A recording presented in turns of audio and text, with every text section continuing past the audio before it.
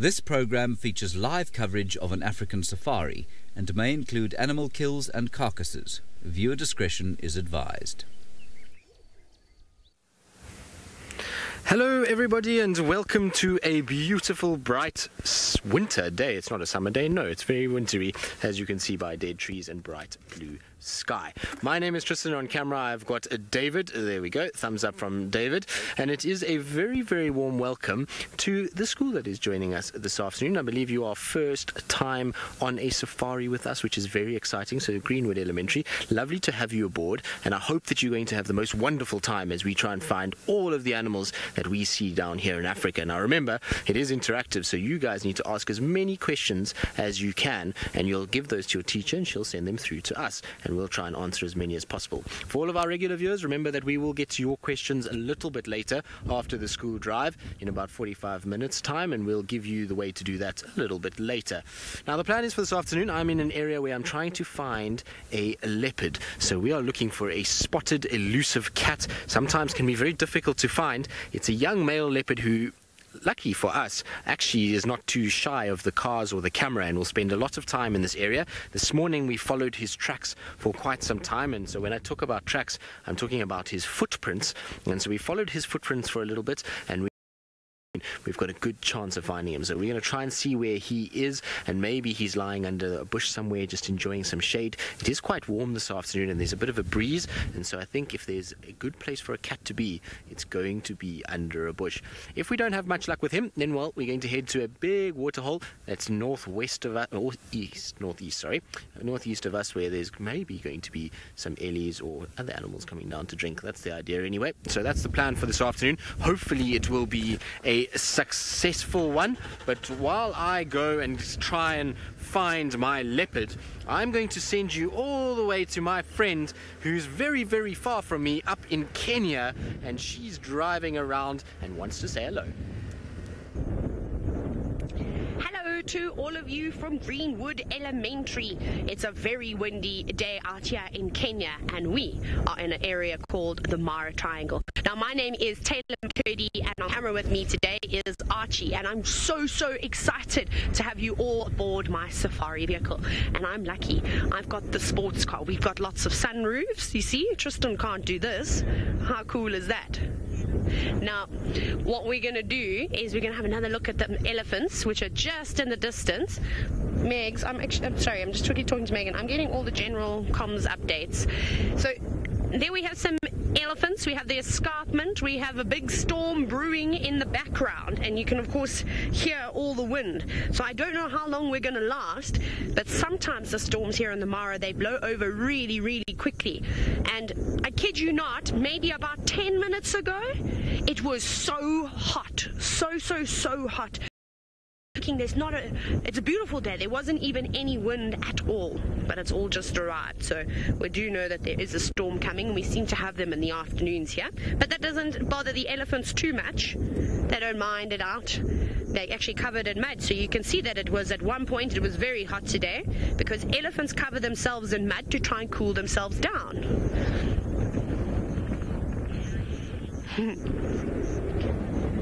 Now, Tamari, you've asked if it's scary to be out on a safari. I don't know. Do I look terrified to you? No, I'm just joking. It is not scary to be out on a safari. Maybe for the first time you ever have a pride of lions walk past you, or an enormous elephant like the ones we've been looking at come straight past your car. That can be a little bit scary because they are dangerous animals. But the thing you must remember when you come out on a safari is that the animals don't want to hurt you. As long as you stay in the safari car and you don't try and get their attention by or doing something really silly, they'll ignore you. They've grown up with, a lot of these animals don't know life without vehicles and people watching them on safari. So it's okay. It's something to get used to. So all of the safari guides, like myself and Tristan and everybody else that's out this afternoon, it can be a little bit nerve-wracking sometimes, but because we've done it so often, we're so used to it now, it doesn't really bother us. I'll even sit out in the bush and have a little siesta next to a pride of lions. How cool is that? But hopefully one day you'll all be able to come and visit us on safari. But anyways, it seems as though we're going to be showing you lots of different animals today. Off you go to Steve, who has a giraffe. Good afternoon, boys and girls, and welcome to my segment of the... I have got the tallest land mammal in the world, and this is the southern giraffe, and my name is Steve Falconbridge. I'm joined on camera by Senzo Mkize. We're out in the African wilderness. Please feel free to send your questions through with your teacher. Let us know what you'd like to see. Let's go back to the giraffe, Senz. It's moving down. There's a family of them here, actually. There's more than one, and it... Just like up in the Mara, it is very windy here today and very warm. Not normally that warm this time, but a little bit windy. It makes the animals a little bit scared out here, because there's always lots of animals out in the wilderness trying to sneak up on giraffe, trying to catch them, such as lions. So when it's windy, the giraffe are extra careful. But look at that very long neck. All the way into that bush and feed on the leaves. Very well adapted. They do look kind of funny, don't they? Long neck serves the purpose of getting very tall. Well, please, boys and girls, do us a favor and make a note of all the animals you see this afternoon. Let's see what we can get to at the end. And while we continue here at the giraffe, let's go over to my good friend Sydney, who's walking in the bush. A very good afternoon to you all students from Greenwood Elementary. I am Sydney and I am traveling with Craig. He is my camera operator this afternoon. For in case if you would like to ask us questions, you can ask that through your teachers. I will be doing the guided walk this afternoon much more towards the eastern side of the game reserve, and I will be looking for the interesting tiny little animals. You must remember that here in Juma Game Reserve we have got both big five and the small five. What are the small five animals? Kids, the small five animals are the animals whose names are consisting the big five, like buffalo weaver. A buffalo weaver is a bird. This bird has got a red beak and is black in color. We have got a leopard tortoise.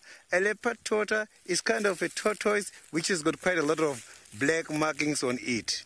We have got elephant shrew is kind of a rat which has got a very long mouth which looks like the elephant trunk. And we have got what is called an ant lion. An ant lion is a very small animal which has got the mandibles. It uses these kind of mandibles in order to catch what they eat. And then we have got what is called a rhino beetle. A rhino beetle is kind of a beetle which looks more or less the same as a dung beetle, but it has got the two horns here, and those two horns are resembling the horns for the rhinos. Those are the kind of animals I will be looking for this afternoon.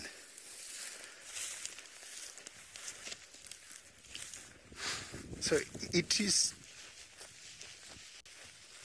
So now let's see, Steve, one of my colleagues in the reserve, at the moment, he's got some monkeys to show you.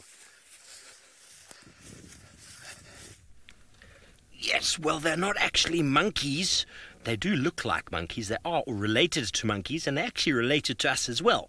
What we've got there is a family of baboons. The Chakma baboon, which we find pretty much all over South Africa. And they were busy playing up in that very big tree there behind that big one on the left. You can see by the leaves of the tree that it is very windy. And the baboons, they like to spend a lot of time in the tree. They feed in the tree, they sleep in the tree, but they actually do a lot of their activity on the ground. Look how well that one is climbing. They will sleep up there. They don't have very good nighttime vision, just like us. We have to go back into our houses at night and lock the door. The baboons will go up high up into the tree to hopefully get away from those prowling predators that you find on the ground, such as the leopard. But you see that big baboon on the left. Ooh, we're going to go up into the tree first. There we go. Can you see one, Sens? Is in there. That is a big jackalberry tree. There we go on the left, you can see. Big jackalberry tree, and that tree has got very nice fruits. It's actually called the pear of the gods, that tree, and the fruits are very, very tasty. Even us, we eat them. They're very, very tasty. If you can find a ripe one, most of them are quite green, but the ones that they're looking at now are probably quite ripe, and so that's what they're enjoying. And there'll be lots of activity in these big trees, and it's a beautiful tree for baboons to sleep in. See how many branches there are. They can run around in there as well. They're very, very good climbers, the baboon. Lots of games they like to play. They might chase each other around there a little bit. There's another one on the right. Look at that. Sitting so comfortably up in the tree. Reminds me of my little brother, in fact. Eating. Just sitting there. Plucking each fruit at a time. Always one of them with a view. Jamil, you know what time it is here? It's just gone after 3 o'clock in the afternoon. Probably about 3 in South Africa. The Masai Mara is an hour behind us, I think. And here, watering hole.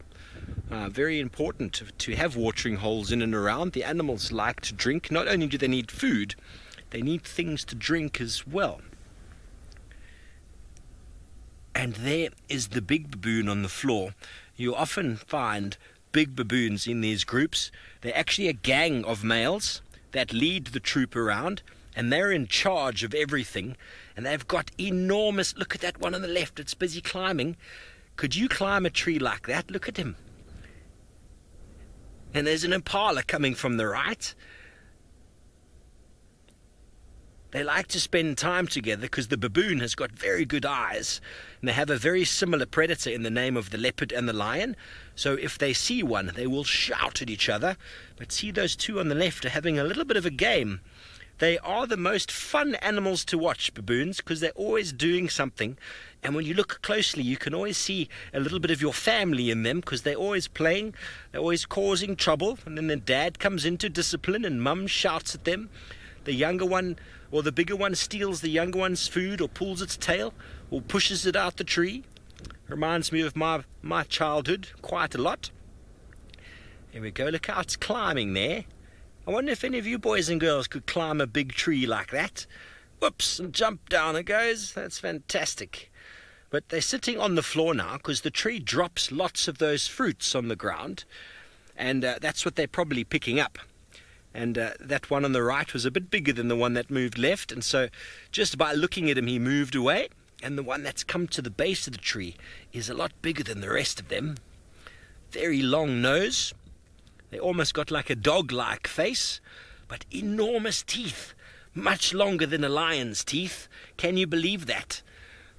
Their sharp teeth are longer than a lion's, so they can be very, very dangerous baboons.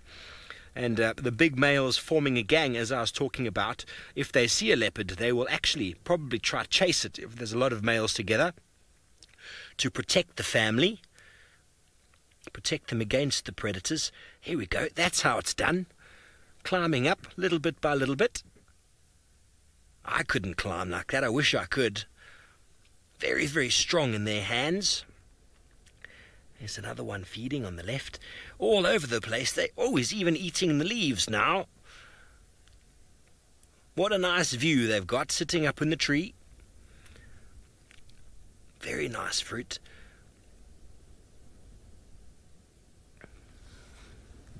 So omnivores, they eat fruit, they'll eat insects, they might even eat small birds. Every now and again in the breeding season when there are baby impala around, we saw an impala just now, those big males actually sometimes go and grab the baby and eat it, but not all the time, and then they still hang out together. Very strange behavior, because most of the time they're actually better to spot the predators than to steal their babies.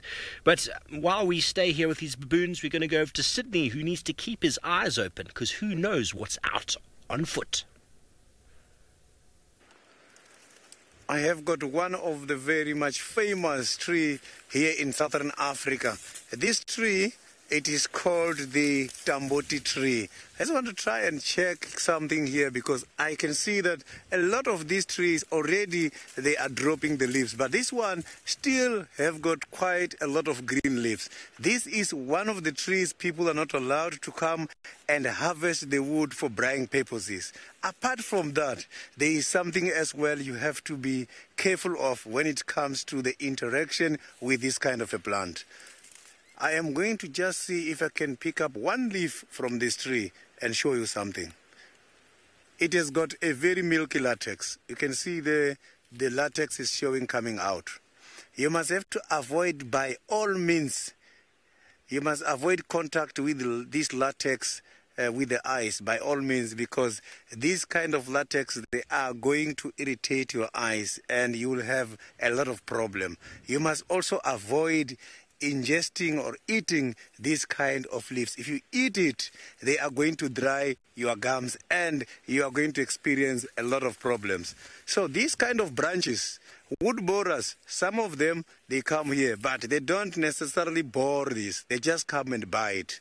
So if you can take this branch from here to there and you take it and put it in a bag like a mealie bag with the mealies inside, you will see none of the insects are going to eat those mealies inside. Once they sniff this branch, they're not going to go in there. So these kind of branches, you can use them in order to chase away some of the insects, even when the branch is dry. That is what we are doing. I come from Vendaland, and in Venda, in order to chase these insects when we are plowing the mealies, during the harvesting period, we put this small piece of branches and put them in the bags, and we know that the mealies, they are safe in there.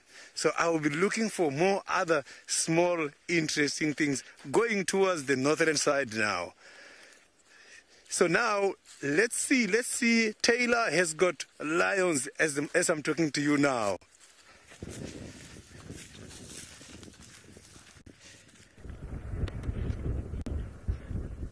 How cool is this? Lions!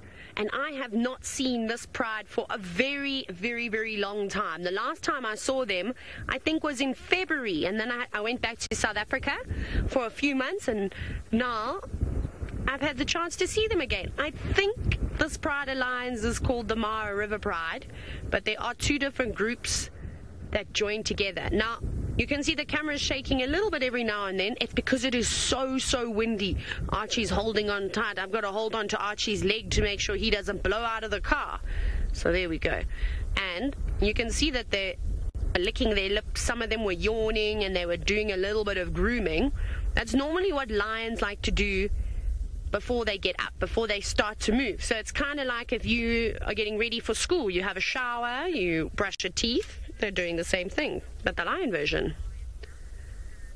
Now, Andy, I don't think we're going to be seeing any lions running just yet, because the reason why I think that they are waking up is to actually get away from the storm. I think they're going to go into the forest in case it starts raining.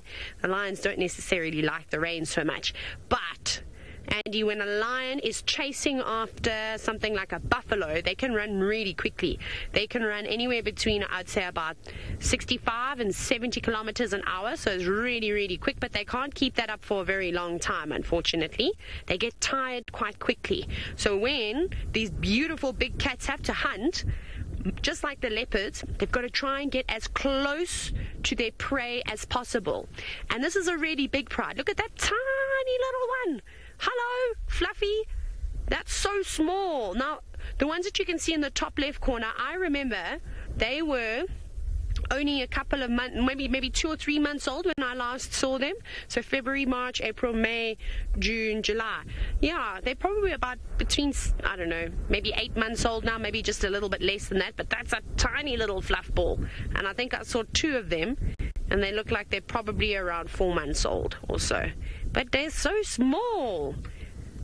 This is so cool. I don't even know how many lions are here these days, but I've definitely seen 4 adult lionesses. So that's what we call the girl lions, lionesses. See, there's one just sleeping now.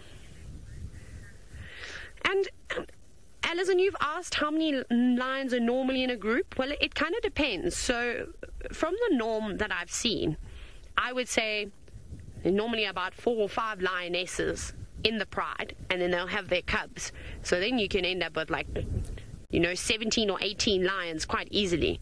But not all those cubs are going to make it to adulthood. So we call baby lions cubs. And so it kind of depends. I mean, if we look at this pride, which I think is the Mara River Pride, I think there were 5 lionesses here, but we used to see 3 together and 2 would sort of separate and then come back. But we do get some big prides of lions out there. But I would say about 5 lionesses and then all their little ones. And then the boys, the males, they don't stay here for very long. See, they normally get kicked out from about 2.5, 3 years old. They get told to leave their home pride and they have to go and grow up on their own and eventually find some lady friends that will take them in, and then they'll become in charge of that pride. So the male lions that we see that spent some time with this pride of lions, there were 3 of them, or there were actually 4 big male lions that lived together. They're known as the triangle males or the Kichwa Tembo boys. But one died, and then there were 3, and then I've heard recently that there's only 2 left. No one really knows what happened to the 3rd one. Maybe he's moved out, maybe he got killed by another lion, maybe he died of an injury when he was trying to take on a hippo or a buffalo, because those big male lions, oh my goodness, they like to eat hippos, and hippos are very dangerous. They're one of the most dangerous animals in Africa. But I can't believe how big they've got. I wish I had a picture that I could show you to show you how small they were a few months ago. But this is amazing. Now, I may have found you lions this afternoon, but Tristan is the leopard whisperer in South Africa, and it seems as though he's got some tracks in the sand. I do indeed. So earlier I was saying we're trying to find tracks for a leopard in order to find it. And, well, you can see on the road there is a paw print right in the middle that is for a leopard. Now, this is for a male leopard. I don't think it's the leopard we are looking for. It looks a little bit big to be our young male that we were tracking this morning. This looks like maybe a little bit of a larger male. But there you can see it right in the middle of the screen. Now, you'll see that this cat has got 4 toes going forward. So on a leopard track and lion tracks, actually, like Taylor's got, you will see that there are 4 toes that will be in the front. 3 of the toes are very easily seen on this particular track, because you can see on the top right of it there are 3 little holes basically. So those are toes. The 4th toe is a little bit difficult to see, and then there is a pad at the back. Now, these tracks often indicates where a leopard has walked, and what we use them for basically is to show exactly how the leopard has moved, and then we can look at a few things to determine if these tracks are worth following, because old and you don't really want to follow old tracks because that leopard can be a long way away. So what we look for is we try and find tracks that are on the roads, because the roads is easiest to look for, and luckily leopards like to walk on the roads. And so when you're looking for their track, you try and see the toe area. You make sure that there's no claws in front, because if there was claws then you'd be following a hyena and not a leopard. And then we try and see how many lobes they've got at the back. Also make sure that there's 3 lobes. Once you've confirmed it's a leopard, then you start to look at more details, because you've got to be able to tell whether it's fresh or old. And so this track, I think, is probably from last night, and the reason why I say that is because it's very windy today. And so when there's wind, what happens is, as the wind blows, little particles of sand, so these little sand pieces, they fall into the track and they make a little bit of a covering over the top of the track, and so you can tell that they're not that fresh. If it was something that was very, very fresh, if you look to the left of this leopard track, here is my tire. This is where I've just driven. Now you can see there the difference between that tire and the leopard is that the sand on the tire track is completely flattened. There's no sand on top. It's all squashed in, whereas on the leopard track there's a few little bits of sand on top. So these tracks are not very fresh. They're not the tracks we're looking for. We find tracks that are newer than this. We're trying to find tracks that are from today. I think these are probably from last night or even yesterday afternoon. So not the tracks we're trying to follow and look for, but it's always good to double check these things and make 100% sure, because otherwise you're going to spend a long time following footprints and you're not going to get very close to that animal at all. But I'm hoping that this is a good indication that there is leopards around. Even though it might have been from yesterday and we know that the leopards can move, it's still a good indication that there has been leopards moving in the area, and hopefully we'll be able to get lucky and find you a spotted cat sitting somewhere close by. We've had a very good run of things with leopard lately. So Taj, in lions and leopard, in terms of their prints, well, the lions is so much bigger than a leopard's. So you'll find with lions, you'll get these big prints that are about the size of my hand, whereas the leopard print is only about the size of my palm. So lion print's much bigger. And also the toes on a lion, much larger and more oval. Leopard's toes are a little bit smaller and more rounded than the lions. And then on the pad itself, you find that the lions have more angles on their pad than you'll find on a leopard track. Now there's some very pretty little birds that look a little crazy that are on my left hand side here. They're called white-crowned helmet shrikes, and, well, sorry, white-crested helmet shrikes. I don't know why I said crowned. But these guys have very cool faces. They've got a little yellow eye with bright bushy grey heads.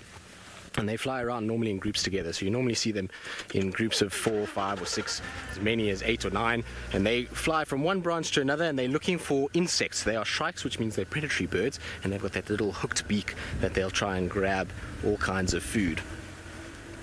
All right, let's see now where our leopard has gone or come from. Neither the leopards actually have 4 toes, so in that track there you could only see 3 very nicely because the 4th one didn't show up nicely in the sand. So if you have a look at a normal leopard track, you'll get the 4 toes like that, which is common of the cats here in South Africa. You'll find the 5th toe is actually there, but it sits very high up. It sits almost on their wrist area, and it's called a dew claw.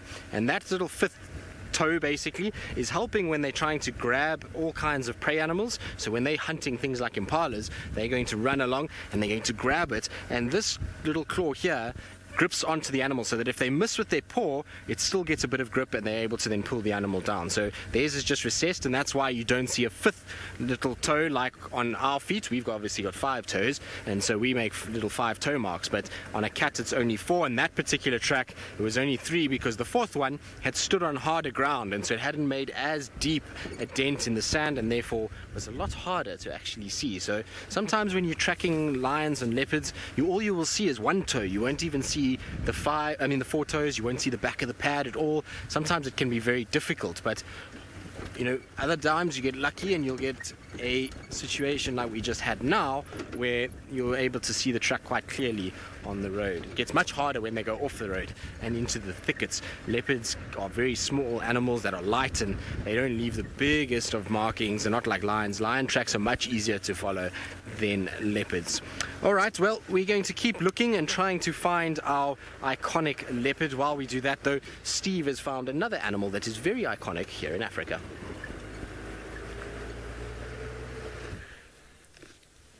Yes, we have found the zebra.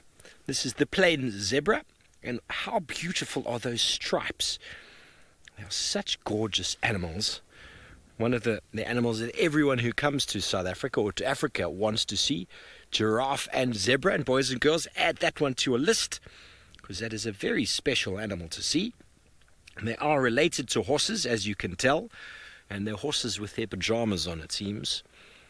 They're going to disappear behind the bush there.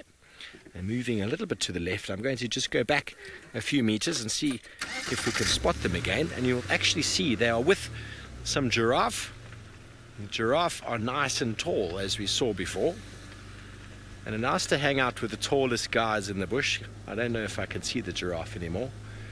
There we go. We got the zebra again. The giraffe a little bit off to the left. We might see them in a moment.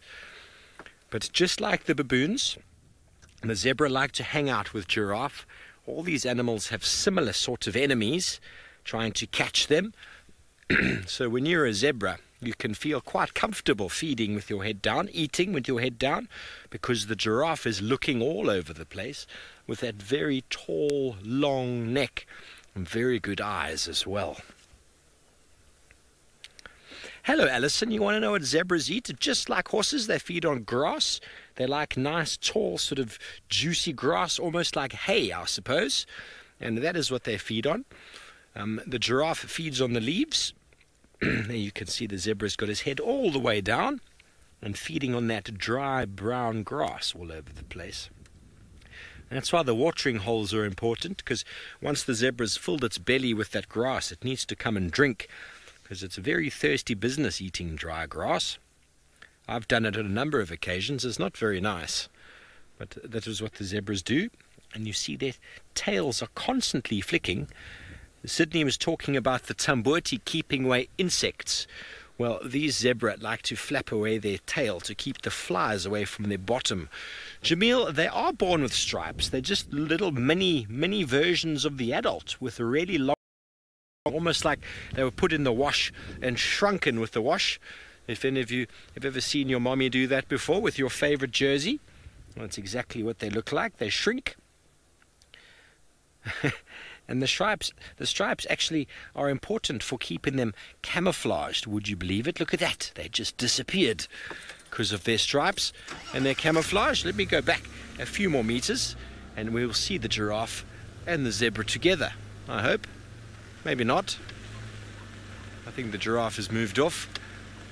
Just like that, these camouflaged animals can disappear into the wilderness. That's exactly what they're good at doing. Oops, it's a little bit bumpy. Let's see one more chance over here. Nope, it seems like they're gone. Well, that is it for the giraffe and the zebra for this afternoon. But we're going to head to a watering hole just down the way, where hopefully we can find you some more very special animals. But we're going to go jumping back onto the bushwalk, back onto foot with Sydney. I managed to get hold of one of the small five. What I am having here is called an ant lion. This is the one which is representing the lion, which is considered the king of the jungle. So, but this one, it means it's a little king of the jungle.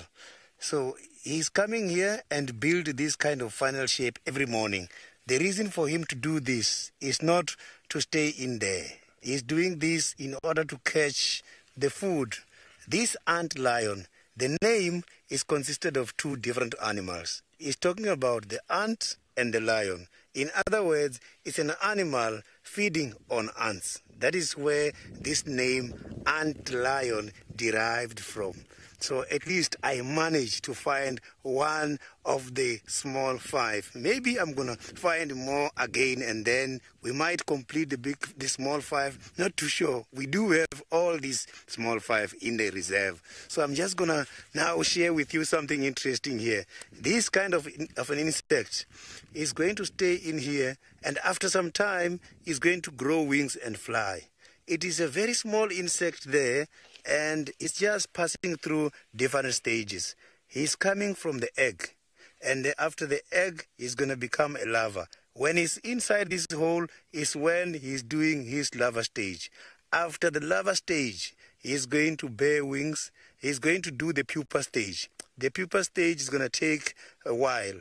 After that he's going to bear wings and fly, and then he becomes something which looks similar like the dragonfly. So this insect is magical. It's starting down there and is going to again compete with the other flyers, and then you will see him flying looking for some other diet. The challenge is when he's flying, he can only fly for about 55 days. He's going to spend almost 3 years when he's doing that larva stage. But after that, then he's going to fly. The ant lion is part of the small five and is from the ground and it ends up flying. So imagine an animal that is doing both the terrestrial. Terrestrial, I'm talking about animals that are staying on the ground. He stays on the ground and after that, up in the air, he's going to fly. Interesting, isn't it? So let's see, maybe we might find some more other interesting stuff, much more going towards this side. When we started, we thought we were going to go east, but now the plans has changed. Where I am at the moment, the wind is blowing. So let's see what my other colleagues are having. I do have some of the colleagues who are in Kenya now. Let's see what they're going to show you. Hello and welcome back from On Foot in South Africa to the Masai Mara. And welcome to the students joining us this afternoon. My name is Jamie and this afternoon a gentleman called Manu is behind the camera. And the reason you haven't seen me the whole afternoon is because I've been, I found something, desperately searching for a hyena to show you, which is what I've been spending all of my time with. But I just found a lion. Well, I'm not going to drive past a lion since you're here with me, so hold on one moment. Because I think he's the reason my hyena aren't here. Now, what we're looking for, well, what I'm looking for at the moment is a place to turn around. What we're looking for is an animal called a spotted hyena. Now, while other people get to follow prides of lions and all sorts of things, we'll get there, there we go. I have 70 hyenas to keep track of, or over 70 hyenas, that all live together in a clan, which is a group, what you call a group of hyenas. And in this particular clan, there's over 70 of them. You'd think, in this great open space, I'd be able to find 1 out of 70 hyenas, especially because they have their babies at a communal den site. But the truth is, I can't find them, and they're not at the den site.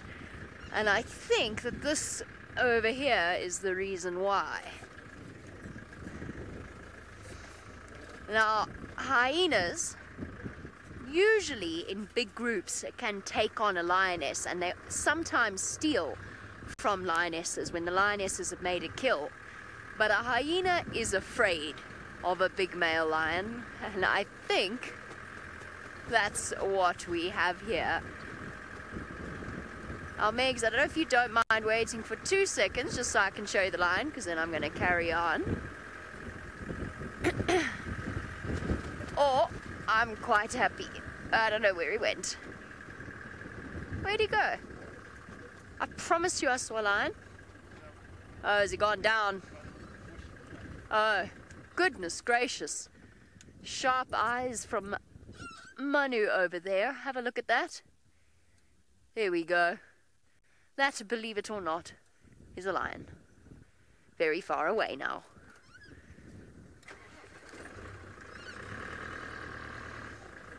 And that, Asante Sana, and that is the closest, unfortunately, that we can get to him.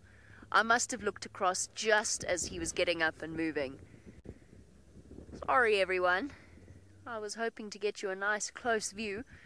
Now, I think, if I had to guess, I would say that this particular male lion is either a male called Scar or one of his coalition members. So one of the group that he hangs out with. Now, male lions group together. They aren't part of the pride. They're separate to a pride of lions, which is made up of females. Male lions group together either in 2s or 3s or 4s, sometimes on their own, and they hold a territory. And in that territory, they'll have a couple of different prides that they spend time with. And I think, given where we are, that this is one of the musketeers. So one of 4 male lions, and they're massive, they're absolutely enormous. Now, unfortunately, this isn't an area where I can drive any closer, but since we don't have the best view out here, I think what we should do is send you across to Taylor, who's also found lions in the Mara. They did exactly what I suspected they would do, because the wind is just getting stronger and stronger.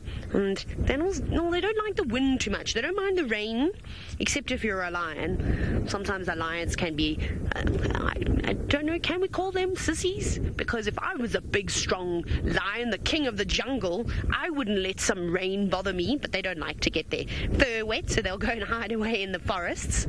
You can see there's just one little one sitting out there now all by itself. Oh, no, not for too long. It's going to follow the others into the forest. So you see that line of trees over there? Now, that's a very special forest. There's not much of this type of forest left in Kenya, and it lines the great Mara River. So just on the other side of that is the Mara River. But unfortunately, the area surrounding the Mara River is very, very sensitive, so we're not allowed to off-road yet, so I can't take my car and drive it closer towards those lions. As much as I'd love to, I can't, and I have to make sure that I respect that, and I want to try and conserve as much of nature as I can, so sometimes it's not necessary to off-road all the time, and I think it's a good idea that those lions go and tuck themselves in and amongst all the trees. So we'll probably move from here. I think we're probably going to go and look for some black rhinos. Now, Kimari, you wanted to know if I've always wanted to live around animals like this. Yes, I wish I could be one with the lions and living in the pride with them. I'd probably get eaten if I did something like that. So, no, I'm quite happy to just view the animals from here. But it is pretty cool. It definitely has a lot of perks living out in the wilderness. I mean, this is my office. Basically, everything that you see around me is my office. I get to spend lots and lots of time out here watching animals, which is important because when you want to learn about animal behavior and to try and, well, I suppose guess what they're going to do, like I said to you, I think that they're going to get up and walk in the bush. If I was in the same spot 7 years ago, I probably wouldn't have been able to tell you anything about these lions, just that they like to eat buffalo or hippos and things like that. But I would never have been able to anticipate their behavior. So that's basically what you learn, is when you sit and you watch animals like us. Animals have routines, they start to do the same thing, and then you learn that way. So it's super, super important. Right. Anyways, like I said, we're going to try and find you a black rhinoceros now, but that means we need to go a little bit further to the east. Looks like the storm is clearing. Off you go to Steve, who has got one of the most beautiful birds. Yes, we do. We found for you an African fish eagle, and here we are, Chitwa watering hole. And this is a very common bird to find around the watering hole because they eat fish. Very similar to the American bald eagle. They are related, if I'm not mistaken, and you can see by the colors there's definitely white head with the black body. And he landed on that little island there, and those two smaller birds that were around didn't like it very much and were busy trying to chase him away. But he's not going anywhere. He decided he's going to stay there because that bird on the right, which is called a lapwing, looks like it might be sitting on some eggs. It's very interesting. A little bit early in the year, but it's possible. That's why they were being so aggressive towards the fish eagle. But I know we only have a few minutes left of the school drive, so we're going to quickly look to the right of the bird there, into the water, and to show you some hippopotamuses. How cool are they? They don't often do too much. They like to spend most of the time in the water. And they're actually just lying on the bottom of the water there, and because it's very windy, they're keeping themselves in the water so as to keep themselves cool. It's quite unpleasant actually, this wind, and now it's really unpleasant, blowing all the dust right into my face. Sorry about that, I can't see. I need my safety glasses again, Senzo. You can see the wind on the water. If you're a good sailor, you can see those wind streaks coming along when you're sailing, and you know when it's time to pull the sail in or not. The hippo have turned their head. They're also not happy with the dust that's coming from behind. Oh, there we go. He's turned his head back. Seems like he's resting his head on the back of the other one, just to keep the head above water. Saves a little bit of energy, so they don't have to keep themselves up using their own weight. And there's a youngster that's gone underneath, and it's probably going to go underneath again. See the level of the eyes and the nose. Oh, and another one's popped up on the right. There's a whole lot of hippos in this watering hole, but most of them are hiding. They can apparently hold their breath for about 6 minutes or so. I've never counted. There we go. Under he goes. And that'll probably be the last you see of him. And like the zebra, these guys feed on grass. They'll come out at night time though to go feed on grass. Oops, we lost one. To go and feed on grass, and they can walk very, very far away and then come back again, and they make these very nice pathways to and from the water that the animals like to follow. And it's very easy to follow the paths of hippos back to water. Very, very easy. You have elephants and all the antelope walking along. And it's often on those pathways that we find very nice tracks of predators, like Tristan was showing you. So if you know your watering holes, you know where they're going. You check those trails to and from water, and there's a good chance you might find fresh activity. Oops, they just keep dropping underneath. The Chitwa Lodge on the other side there, where the guests have a very nice view of this watering hole. And there's some more hippos there. Underneath they go. 1, 2, 3. There, the fish eagle is flying. He has got a very, very full throat. And off he goes into the tree. Well, Greenwood Elementary, thank you for joining us this afternoon. Thanks for your comments, and I hope you made a list of all the animals, because I think you had a really good show this afternoon. And on that note, thank you, and we're going to go back over to Tristan, who's still searching for a leopard. We are indeed, Steve. We're still driving around, having a little look. We so far haven't had any more luck. We've just been checking tracks. It's amazing how many tracks there actually are for Hosana all over the place here. So it'll be nice if we can just try and find him in all of these tracks. I know Herbie's also here helping me out, so that's good news. He's a good weapon to have around. Now, for those of you that have joined us, we have finished with our school drive, which means now we want to hear from all of you. So hashtag SafariLive on Twitter if you want to get hold of us. But so far there's no fresh tracks other than the ones that we had this morning. So Herbie's on his way to the last track that we had, which basically was in line with where I am now, so this drainage section. So I don't know if he's moved more or if he's just decided to find a nice shady spot somewhere here and is now sleeping. We know with Hosana he does like to nap a little bit, so I'm sure he's napping somewhere in this general vicinity, and then he might pop out a little bit later towards the dam. So I want to go and check Galago Pan quickly just to make sure there's no sign there. If there's nothing there, then I might come back this way. We'll check behind the dam wall, but there's no sign of him actually coming out, so I think more than likely he's still there. And so hopefully Herbie will pick up fresher tracks and be able to point me in a bit of a better direction as to where he wants me to look. That's the idea anyway. Romit, we may just find him crossing the road. I wouldn't be surprised if we do find him crossing the road. Maybe not right now. I think he's going to make a, what do you think, David? A 5 o'clock appearance at the dam cam. 5 to 5:30 appearance on the dam wall. That's what I'm going to go for. I think that's when we're going to see little Hosana wandering down around that area. So if you guys are watching dam cam as well, make sure you look out for him. But maybe, you know, you never know. Maybe he'll kind of pop out somewhere there.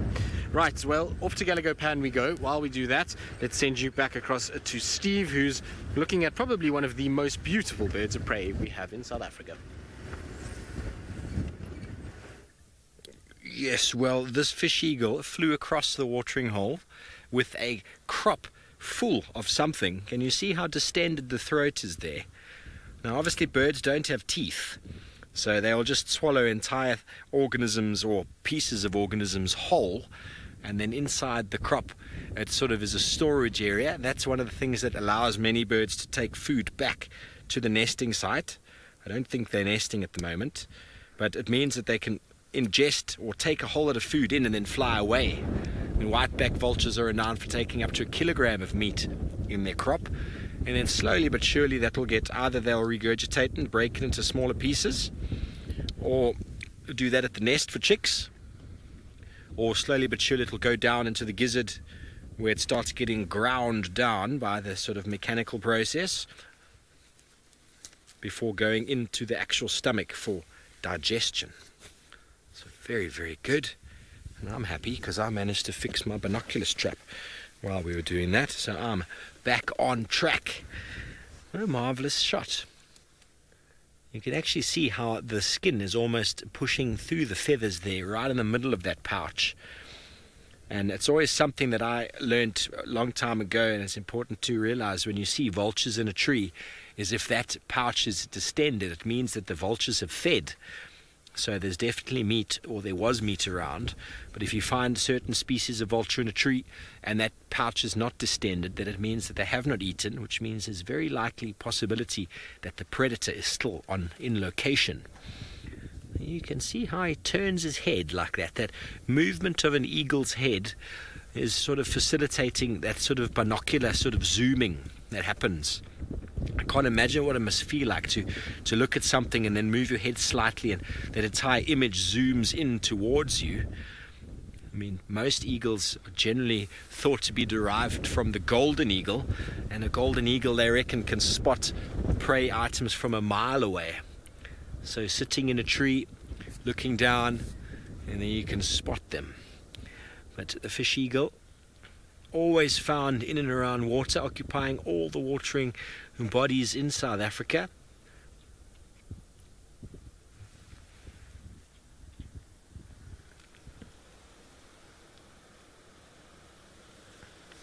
Hello, Rosalind. Do you want to know how big it is?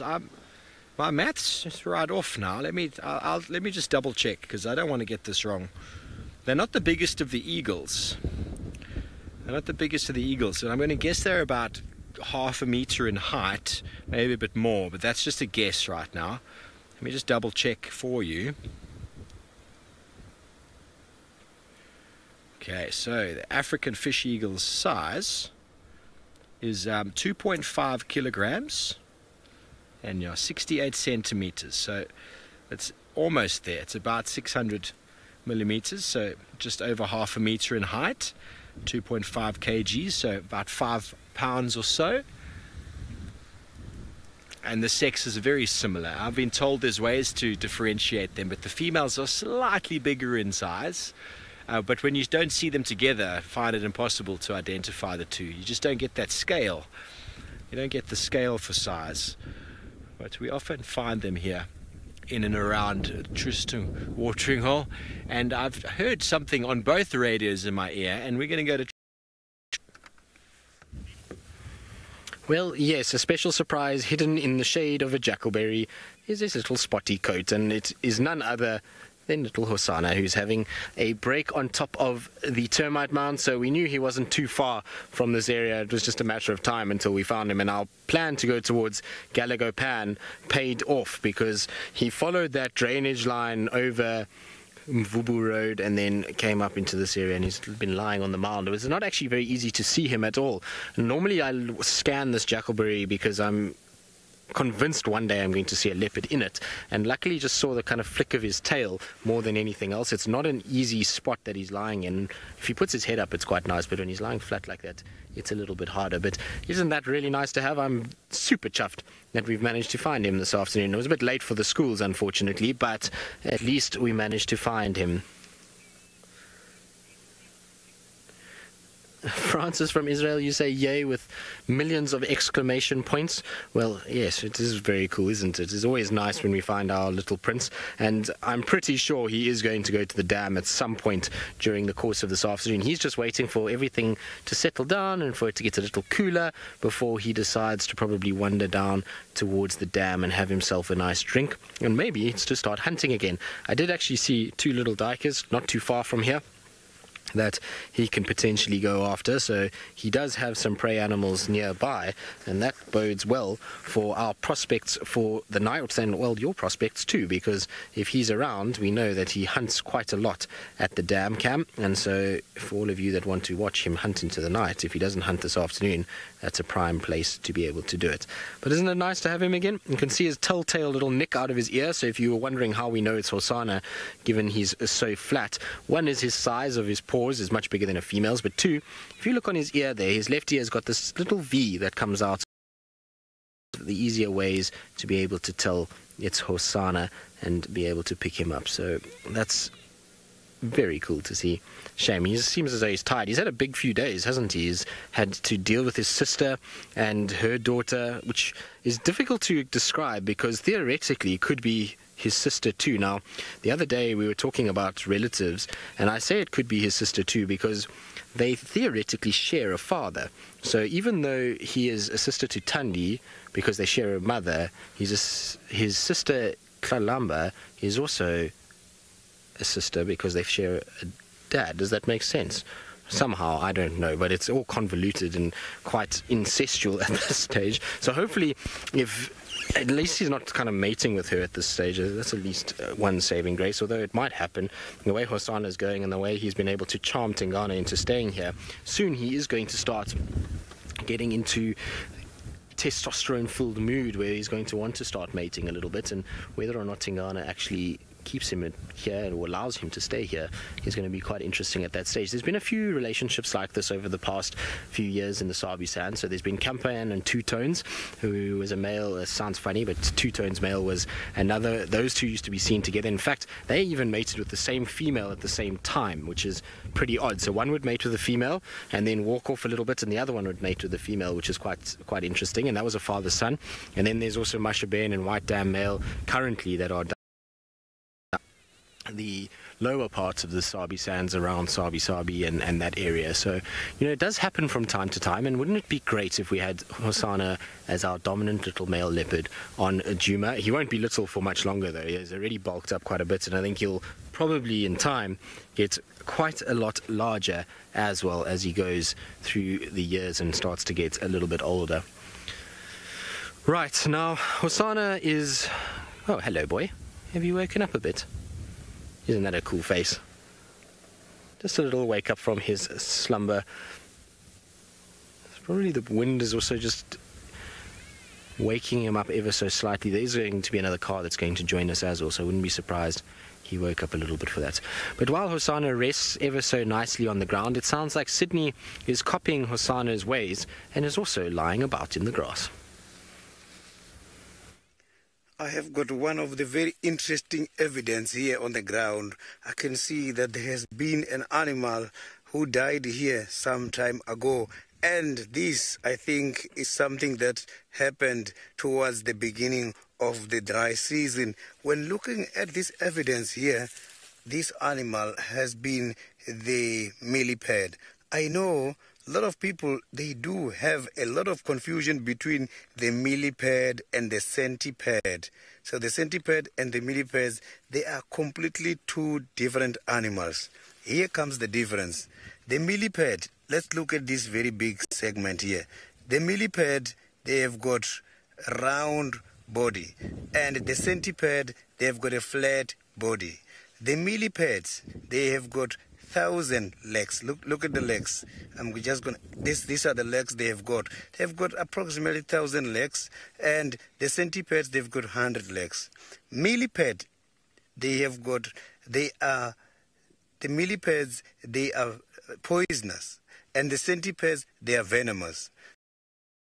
If you eat the millipede, is when you are going to have problem because they are poisonous. But some of these animals, they do eat these kind of animals. Animals such as the civet. If you can check by the droppings of the civet, during the summer season, you will see these kind of segments right there. This poison, this millipede has got, is for them in order to fight against the small predators. Small predators such as ants. Ants, they always attack these very big animals. And for them to avoid them, they have got something here. Let me just grab this for you. They have got something right here on the side of their bodies, from the head to the tail. So this body can be long up to 35 centimeters. They have got something which is called the materialistic glands. And once these glands are sprayed, the ants, they've got to move away and be at a distance of about 3 centimeters. So these kind of animals are very much interesting. And what do they feed on? They feed on the decaying material, and when the decaying materials are about to finish, that is when they start to attack the living plants. So it's very much difficult to see them by this time of the year because they are hiding. They can survive up to 7 to 8 years. Some of them can be even more than that. So now at least I've got something that I haven't seen for quite a long time. And something I like the most about them is this. I'm going to imitate something. When they are irritated by the insects, this is what they do. You will see them going like this. You will see them going like this. they go like this. When they are going like this is when they are confusing their predators as if they are snakes. They do mimic the snake movements. And the predators, they think, now it's not a millipede. I didn't see it right. It was a snake. Otherwise, they are going to coil protect the underneath parts, because underneath is where it's very much soft and ants can easily catch them from there. So I will carry on in this area and search.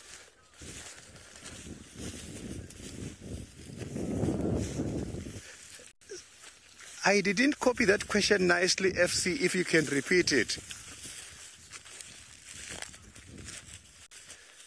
I didn't copy the question nicely because of the wind here where I am, but I can hear that it's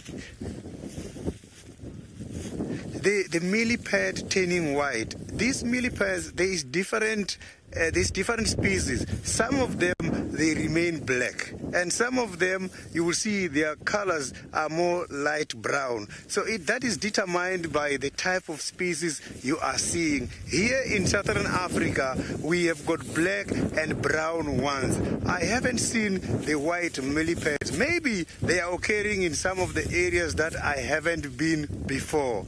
So these kind of animals can be very much interesting.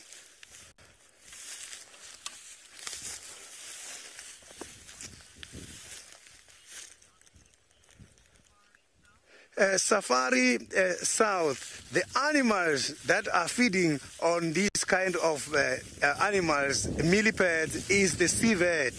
The civet can be able to eat them, and some of the birds I have seen, also the chickens, they also catch some of the millipedes. It was a very good question to ask Sally. So let me see if I can find something again here. It's quite very difficult to find these tiny little stuff. So I'm trying by all means to search each and every place here where I am now to see if we can find something. So now, while I'm still searching, we can see Tristan has got Hosanna. Let's see how he's doing.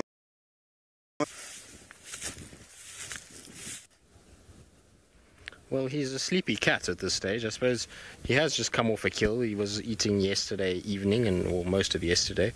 So he's still quite full-bellied from that. You can see his tummy's quite swollen. I was looking around for any sign of a kill somewhere in this big jackalberry in the bowels of it, but I don't see anything. So I know a lot of you thought you heard a duiker being killed this morning, which is why I was wondering if maybe this is why he chose this spot, is because there could potentially be some sign of a kill here. But we can't see anything. We've checked under the bushes. We've sort of looked around. I don't see any signs as yet. It's not to say that he hasn't got one. So we'll just keep a lookout for that. And I was thinking about it. I was wondering what sound it could be.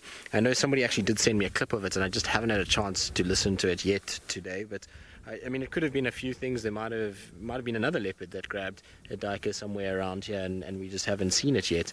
It's very, very possible. And talking about leopards on duiker kills, it sounds like Shadulu is actually on a kill somewhere in Hofmans, and so that's where she is, which is a nice sort of update on her.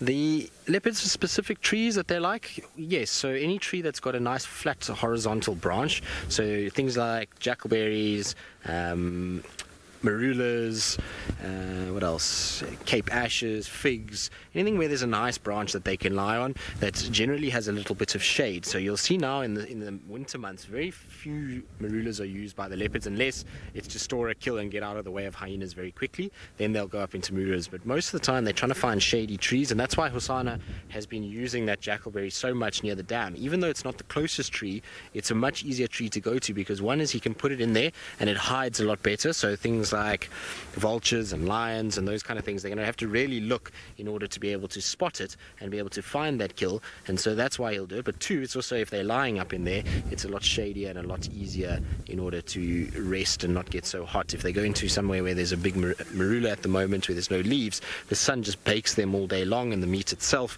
goes rotten much quicker, and so it's just a much better situation to be in those. So it depends on the time of the year, but anything that's big with big branches that they can comfortably lie on and they can support their kills, and a bit of foliage as well on the tree, it certainly helps with things as well. Right, well, Hosanna is going to probably have a long nap this afternoon. He's going to wait for that sun to get a little lower before he moves, so we'll be patient with him. And while we are, let's send you back across to Steve, who's looking at something that Hosanna hasn't quite managed to get right in terms of catching just yet. Yes, well, with the little chief, we have no idea whether he has or not managed to catch a waterbuck. He is just that character that who knows what he's done when no one's looking. But we've left Chitwa Watering Hole, and I'm surprised that Tristan managed to find Hosanna this afternoon, because he's actually been with me the whole afternoon.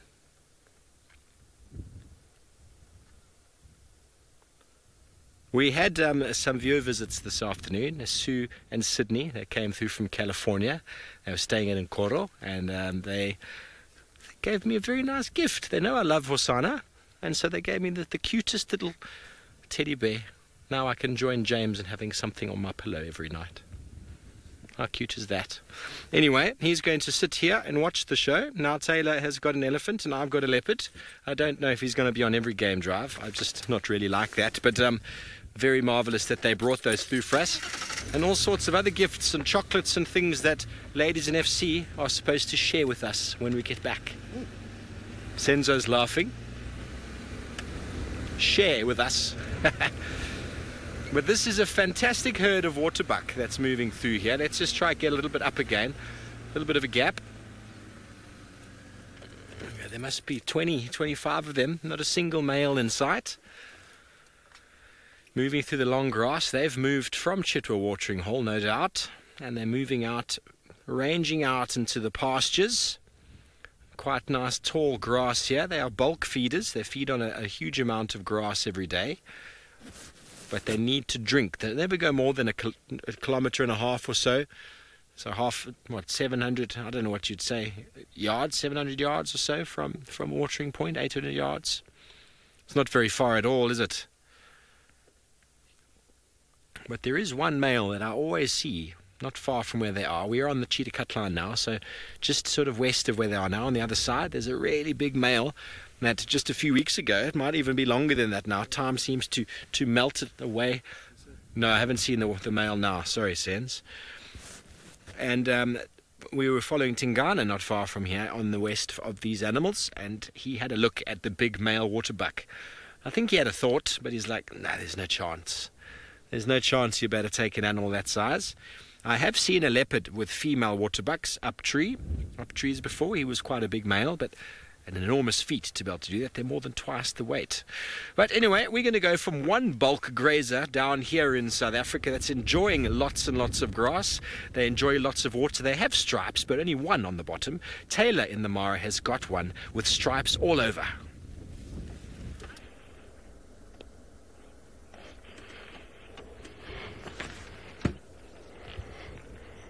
Hello again, everyone. I don't know why it felt like being really awkward, so there we go. My awkward segment for the day. I don't know why I'm so out of breath from doing just one of those, but anyways, that was awkward. Archie always tells me off that he says I must do more. What must I do, Archie? More squats and more running around. Because as you can imagine, for this amazing series that we're doing at the moment, of course, SafariLive, the Gauntlet, there's a couple of times where I've been walking around, I've had to step up things, and it must be because of the altitude here, but at the end of it, I can't say my lines because I've said a whole sentence and then I go and breathe. So anyways, so I'm going to take you to one of my favorite spots soon. We just having a quick look at the beautiful plains and the zebra. I'm going to get out of your way now. Bye-bye. And we were really lucky this afternoon because the storm went straight over the top of us, and it actually, you can see, look at the dark skies on the escarpment, on the oh-la-la-la, because I bet you all have missed saying that word. It went straight over the top. I wonder if camp got any rain, but we didn't, which was nice, and the wind is starting to settle down a little bit, and I'm sure all the prey species are very happy about that, because now they'll have a better chance of smelling and hearing any predators that could come towards them. But the light is really, really turning quite nice now. I do like it when we have the dramatic clouds on the escarpment. Malcolm, No, these species of zebra are the same species that we see in South Africa. This is the plain zebra. It's just you don't see that shadow stripe so sort of prominent. Sometimes you can see it on some of the younger ones. I've seen some that have got very prominent shadow stripes, and the majority of them don't have any. But the giraffe are a different species. So the giraffe that we get in South Africa versus the giraffe in Kenya, and specifically here in the Mara Triangle, the Masai Mara National Reserve, of course the Masai giraffe, and they're bigger than the southern giraffe. Otherwise, oh, what else? The waterbuck subspecies, the Defassa. It is the Defassa, hey? I'm not making that up. No, it is. That's the species of waterbuck. Is it? I've now gone completely blank. How's that? They're different. Geographically, they're different. What else do we have that's sort of different up here? The impala are the same. Those ones over there, they're Apicerus malampus. The only difference, of course, between the South African ones and the Kenyan ones is that they get much bigger here, and that's because of all the food that's around. And then the females also aren't particularly seasonal when it comes to giving birth. I mean, I've already started to see some young impala lambs, and then they have a bit of a break, and then they give birth again in August and then in December. So when there's lots of food around and the conditions, I suppose, are quite good, there's no need to have a seasonal sort of birthing season like we have in South Africa. Obviously the winters are quite dire. In the Sabi Sand of South Africa, there's very little food around, and you don't really want to have any youngsters about when you don't have lots of food and water. But here this is the land of the plenty, basically. And it's stunning. Now we're slowly starting to see all the zebras arrive, which is quite nice. One morning, I think it was my first morning out, I went out with Manu and we came to Kichwa Crossing, which was quite cool, and we just saw thousands and thousands of zebras streaming in, not quite into the triangle, but in the Masai Mara side. So this is some of them that have crossed at Kichwa Crossing, which is quite nice over the past couple of weeks. Anyways, it seems as though the young prince has decided to wake up. He has indeed. So he just gave us the most beautiful show, busy grooming and licking and doing his thing, but he's now off and on the move, and it looks like he's going to go northwards and head off into a thicket. So we're going to try and just reverse out of here and not cause any damage to anybody. David, can I turn your side? So we're going to try and just get round. Rexon is here with me, so hopefully we'll be able to get through. Pretty sure we'll be alright as long as we can make it round this bush. So just saying hello to Rex quickly, because Rex has joined us, and Rex is always such a help when it comes to finding animals, and always does a lot of effort for us to actually find what we need to find. So it's always good just to say hello to him. But there's Hosana. Surprised he's walking the way he's walking. He's going the different way to what I thought. He's going northwards at the moment. So he's heading towards this area that I didn't think he would go to. But I'm going to just stop here because he should come out onto the road pretty much in this area. And I don't want to block his way. So if he's got space, he can come up on the road and walk past us if he wants to. But doesn't he look magnificent? Here he comes. Hello, boy. Now, something I've noticed with Hosana of late, which is quite interesting, is that before he left and before he went off on his little jaunt down to Londolozi, he used to be a cat that walked on the road quite regularly, and he'd cover the roads pretty much as he walked. He didn't really go off roads. He used to just walk down them as though they were natural to him. What's happened since he's come back is that he very seldom walks on a road. He's now just crosses roads, much like what you just saw now. He crosses over and then he goes into a thicket, and every time I've tried to track him, it's been the same thing. He's never actually walking down roads for long periods of time, and that's a technique that females often use to stop others following them, particularly hyenas. When they've got cubs, they won't walk on roads. They'll just cross roads so that hyenas don't pick up their scent very easily and follow them. And I wonder if he's doing that because of the other leopards that are around, if he's just using it as a way to stay nice and safe. Right, so let's just try and catch up with him quickly. Now, like I say, very surprised the direction he's heading. I didn't expect him to go this way at all. I expected him to go more towards the dam, but maybe he spotted something from up on that mound. That mound is much higher than what we are, and so much easier for him to see something. And like I say, maybe spotted something here that he wants to try and go and hunt, or he's just having a little wander around. Maybe he's going to go to Galagopan for now. It would be better if he went to the dam cam, obviously, because like I say, it allows all of you to be able to watch him. But you know, sometimes he likes to do things a little differently, and I suppose he has really been spoiling us on that dam, that it wouldn't be a surprise if he goes to another one. But his posture's changed, doesn't it? It looks as though he's almost stalking. And the other interesting thing is probably why he's walking the way he is that the wind is gusting from the north at the moment, and so that means he's walking into the wind now, which is not going to give him away nearly as easily than if he walked the other way. If he walked the other way, many of the prey animals are going to smell him before he gets there, whereas now when he walks into the wind, the smell of those prey animals is wafting to him rather than the other way around. So it's potentially why he's doing it. I don't see any sign of an antelope anywhere near here. I don't see any view of something that he could be hunting, but his body language has changed. He's become a little bit more aware. You can see how he's kind of looking, although now he's just popped his hips down and is going to have a little watch around first.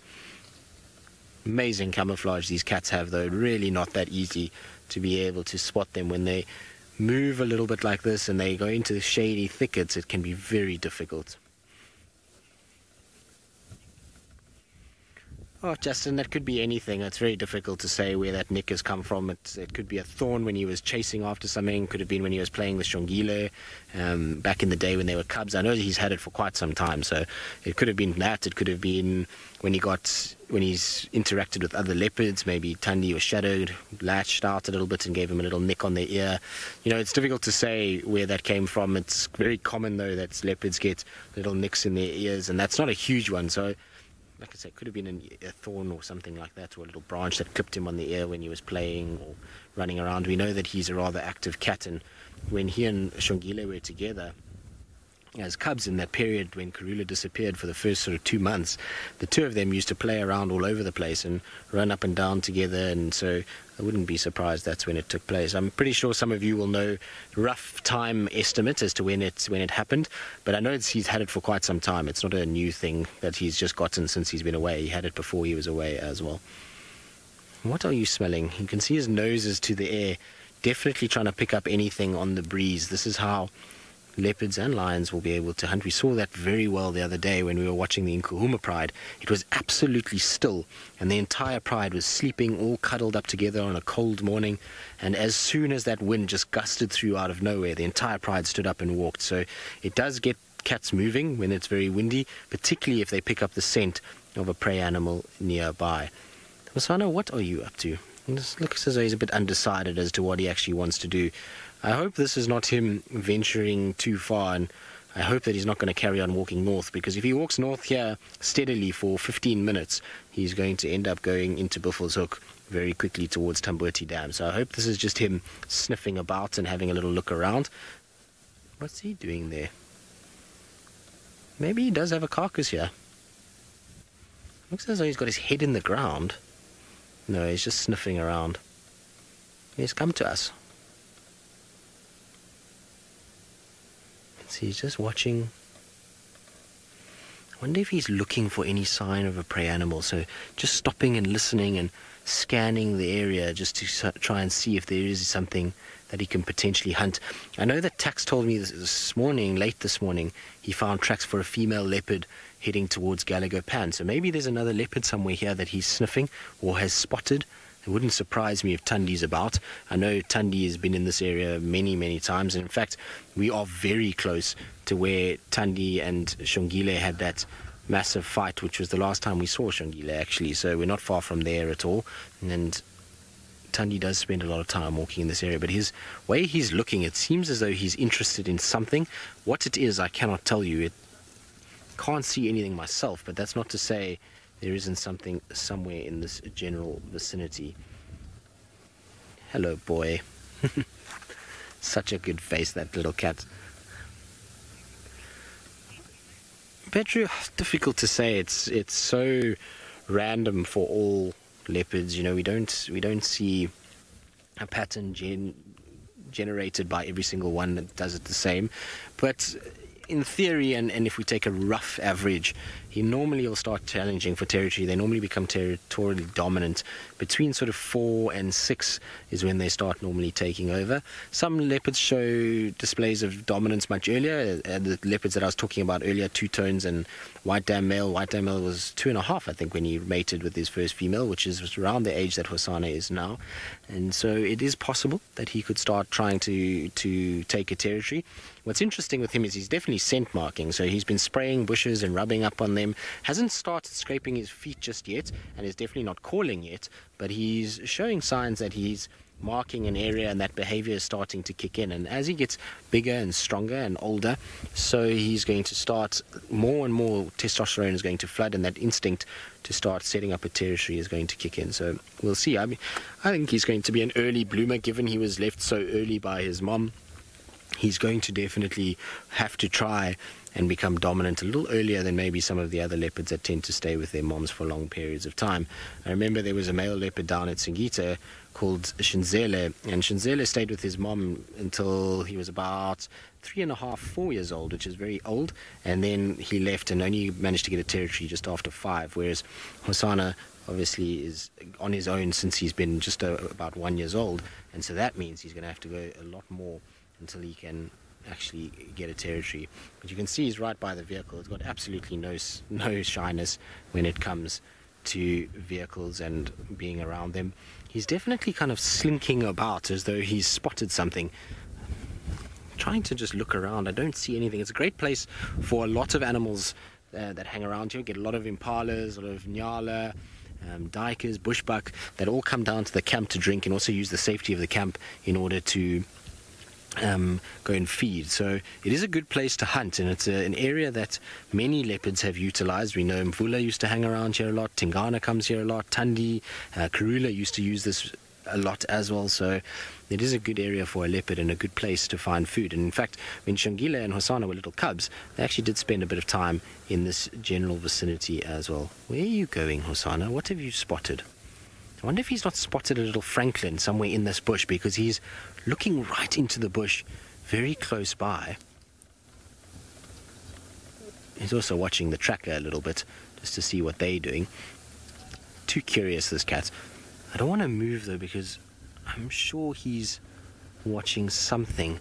Could also be just the grass rustling all over the place is catching his attention, and he's a little unsure of everything.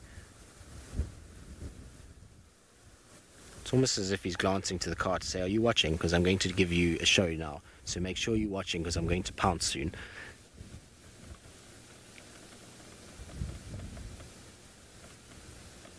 But isn't that amazing? He really is a relaxed individual. It baffles me how calm he is around vehicles sometimes. Look at that. He's just creeping in there. What have you found in there, Hosana?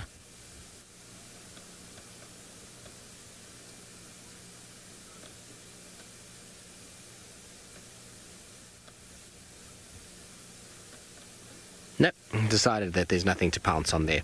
Off we go again. I think he's in hunting mode though, that's for sure. I think he's decided he's going to try and find some food and use this wind to his advantage. Beautiful though, a little bit of that side light that's coming through, just kind of highlighting his profile. Very pretty.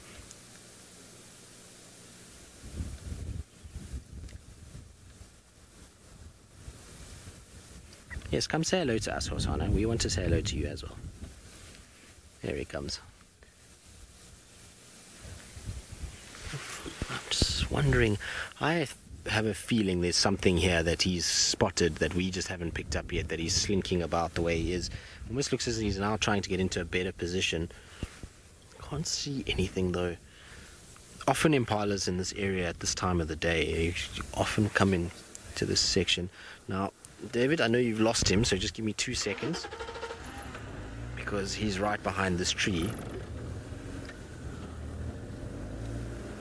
So we're going to just reposition ourselves ever so slightly, just to try and allow for a bit more space for him to walk and for us to be able to follow him as he does walk. Don't worry, Hosanna, we're not going anywhere. Kind of gives you this forlorn look when you leave him. He kind of just looks at you with these big puppy eyes and just kind of stares at you and says, where are you going? You're not allowed to go. Now, Wendy is doing its normal stalling technique. There we go. So, there he is. Isn't that beautiful? Right, well, while we see what Hosanna is up to and who he's actually stalking or looking around for, let's send you back up to the Masai Mara and to Mr. Scotty Dyson, who I'm not sure we've actually seen in the last few days. Hello everyone and welcome back up to the open plains of the Mara. Exciting stuff over there with Tristan and Hosanna. Well, this is the most exciting it's been for us today. We have been sitting where we are since about 9 o'clock this morning, and the reason we've been sitting here is because we have been waiting for Naratoy and her young boy to poke their head out of the grass not far away from us.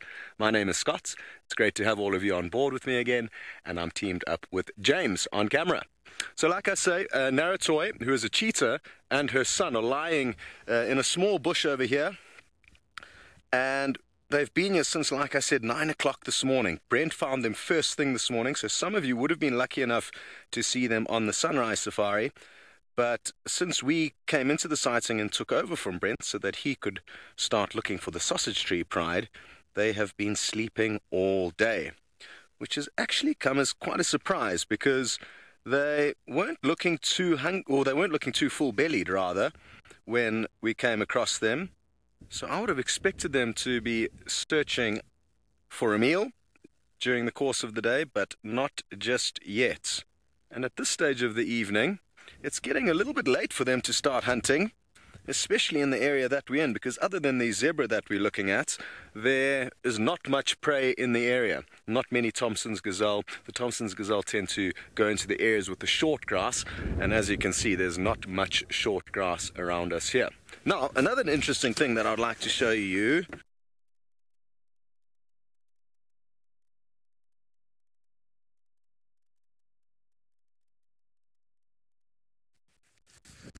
I am still looking for the interesting small animals, and I have been looking all the way from down that side. And here where I am now, I have just picked up an alarm call. One of the francolins just gave me some of the signals that there is something happening around here. So I am hoping to pick up something here where we are not too sure. And according to my game scout Herbert, we are suspecting that Tandy and Kalamba are somewhere deep in these bushes where the audio was coming from. They didn't make any noise, but the birds are talking to us about the presence of one of the predators in the area at the moment. So now I'm just going to investigate and see.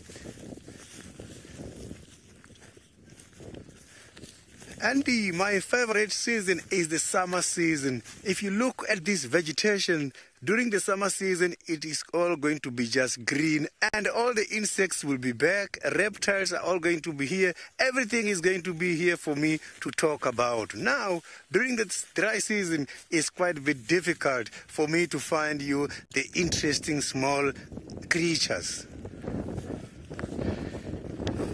So I'm just going to try and track a little bit and see here what has been there.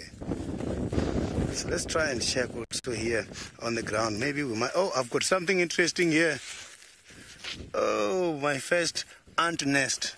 Look at that. This is beautiful. They're all now going down there. You know, the ants, we always see them walking. Look, we always see them working.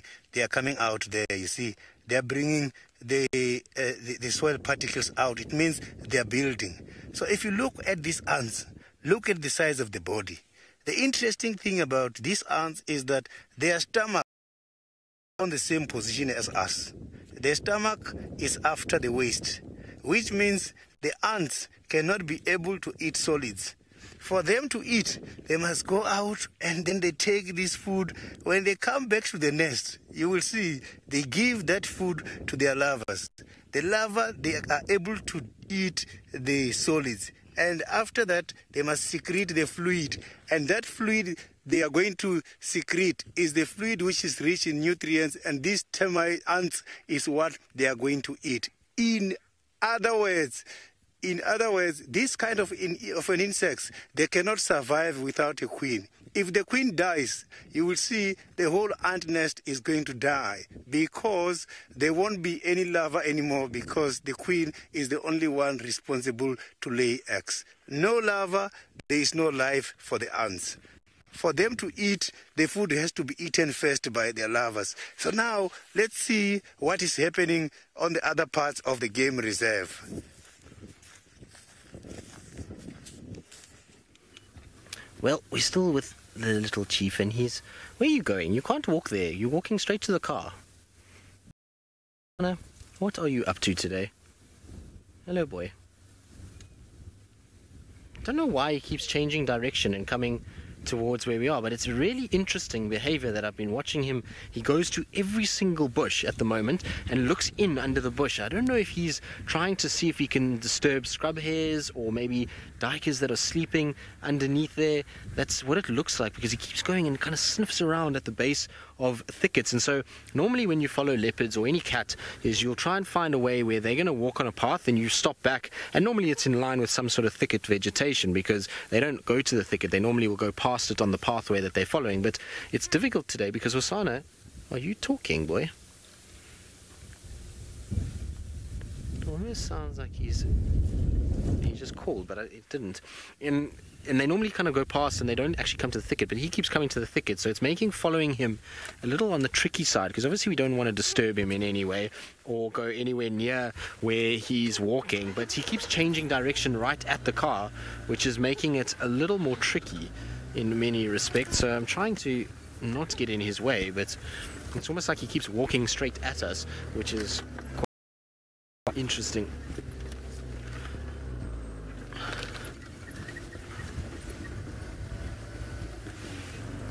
Jamie, I mean, it's obviously very difficult to know for sure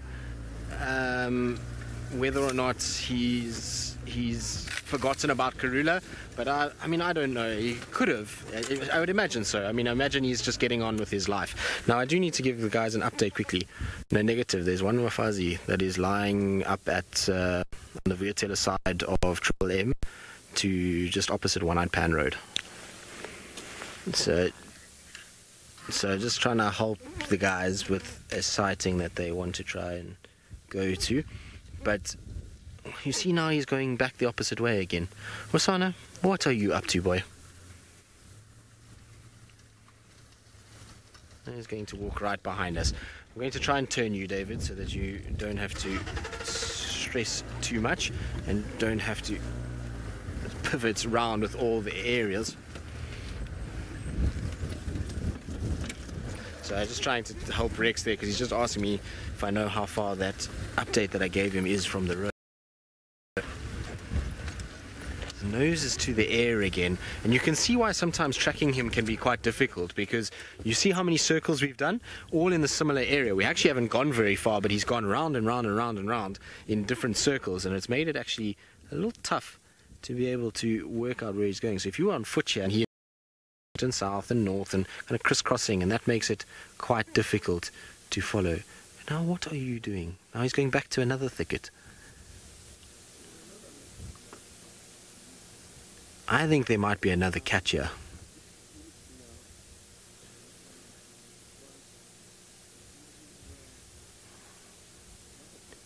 Something is making him very wary of the bushes and the thickets.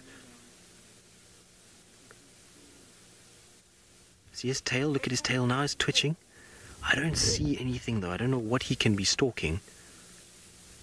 Unless he's trying to just disturb scrub hares or, like I say, duikers, but his behavior is so strange. What are you doing?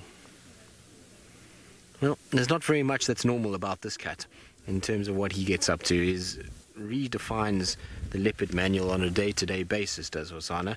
And let's try to keep up with him though, because it gets very, very, very thicket very, very thick bush. Paula, yes, he could be being his silly old self, Hosanna. It depends on his mood, though. It's either this intense curiosity that he is displaying today, or he goes through this crazy playfulness that we saw with, I think it was with James the other day, or he just goes into hunting kind of death cat. It depends on where you catch him and what mood he's in, but there's many faces of Hosanna, and so very interesting to watch. Right, well, we're going to try keep up with him through these thickets. It's going to be quite tricky if he carries on the way he is. While we do that, let's send you back across to Steve and see what he's been up to. I think he's been trying to follow up on some alarm calls.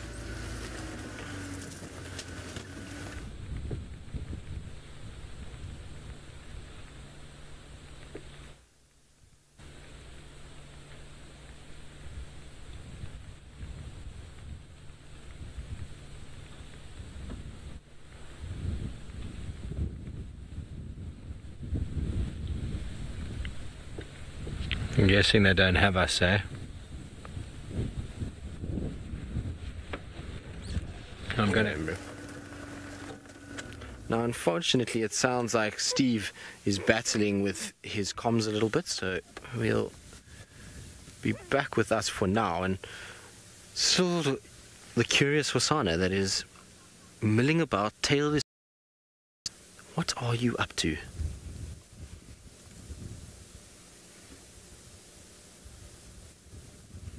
I don't know where he's going, but we're not going to be able to follow him, unfortunately, much further. We have to try and get around somehow and then find him again on the other side, which is probably going to be hard, well, easier said than done. I just want to see, there might be a little gap here. There he's slinking again. Why? And I don't know why he went leopard crawling again across that little gap as though there was something that he was watching. I don't know what he's seen that we haven't. It could be anything, really. I mean, there could be an antelope here that we're just missing that he keeps seeing. Anyway, we're going to try and get ourselves into a better position for the way that he's moving. While we do that, let's send you back across to Steve, who I think has sorted out his comms issues. Yes, well, I can hear you now. Thank you very much, Megan and Tristan. We have, with the herd of elephants, obviously the picture was going through, but I wasn't hearing anything in my earpiece. We are in Torchwood. Yay! And we've got a small herd of elephant here. We were following up on some alarm calls just before. We had kudu going a bit crazy and waterbuck looking in the wrong direction.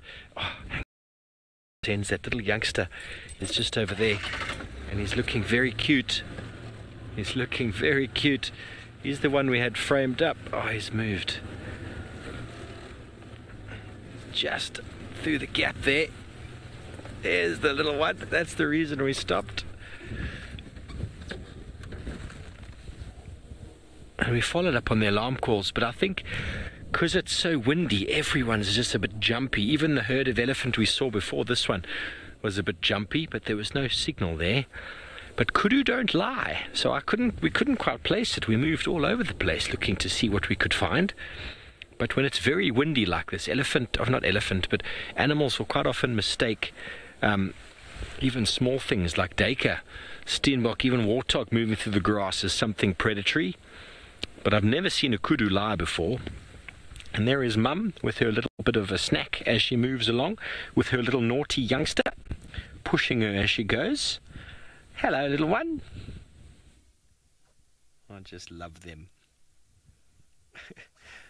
What are you picking up on the nose? It's almost like trying to figure out what Hassan is up to. Coming through there. Mum's got a little bit of a forb. A little tasty treat. Youngster's too young to be eating too much. Just drinking milk. She spends her time running around Mum. No doubt causing all sorts of mischief. A little Dumbo indeed. So nice to see elephants. I could spend my entire drive with a herd of elephants and spend the entire day. And now I'm probably going to move into the little depression there. There's a few more that have disappeared as well. And all the animals seem to be sheltering themselves on sort of the east-facing slopes. We came around the corner just by Torchwood Lodge, and we had zebra and warthog and kuru and nyala, or not nyala, all of them were just hanging out there, just trying to keep away from the wind. The elephants don't like the wind too much, so they're down a little bit in the depression. The wind not only is annoying and blows dust, but it cools you off too much. Tom, I don't know if elephants are afraid of snakes. It's possible. I really have no idea. I've never seen an elephant react to a snake. There's all these stories about how elephants because mice go in their trunks, and I think that's all nonsense. But are they afraid of snakes? I think they would be aware that the snake is there long before they encountered the snake. They would hear it, they would sense it, would avoid one. But I've never seen an elephant react to a snake, so I couldn't tell you, Tom. Sorry. Senzo loves his snakes, don't you, Senz? Yes. We had a bird party on our way into Torchwood that was going absolutely crazy. We couldn't find anything, and they moved a bit and they moved a bit. So what I can assume is that they were probably following a snake, because Texan, the guide from Juma this morning, he called in on the radio, and he was very sort of loud and, "Hey, there's a huge snake." He was calling it in more out of shock than anything else. And he had an enormous black mamba that was moving in and around that area. So maybe we found that as well. But keeping away from the wind down here we're doing, and some animals go underground to keep away from the wind. Jamie Patterson is going to be on air again for a second time this afternoon. She is up north with her hyena.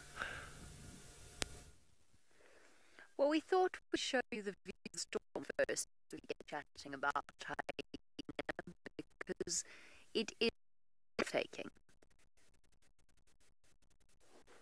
And enormous, actually. I was convinced we were about to get whacked and forced scurrying home. But it looks as though we're actually going to escape. I think we're going to be okay, at least for now, which is great news for Manu and myself, because we're, of course, planning to be out here until late this evening, which is why we are here with our hyena friends once again. Oh, thank you very much. That was very considerate of you. Yes, it was. Thank you. It was almost like you knew the camera was on you, which, of course, you had no idea, and you've got no idea what that means. Now, I'm not sure if anyone's really explained the way this whole process will work over the next few weeks. But essentially, between Brent, Scott, and myself and Taylor, we all have specific areas of focus. So we will almost inevitably, when you see us live, be focusing on those things. Oh, I can tell you who that is. It's the same hyena from yesterday, and it is... Not yesterday, day before? Yesterday? What day is it? What year is it? I have no idea. I've spent so much time with the hyenas, I've lost all need for concept of time. That's Riley, by the way. An immigrant male into North Clan. So that's who we were looking at yesterday and today again. Riley loves the den sites. He's a male that's come in from another clan, which means he is right at the bottom of the heap. And he often visits and comes and says hello to the cubs and tries to make friends with them. And tries to make friends with the females, often gets chased away.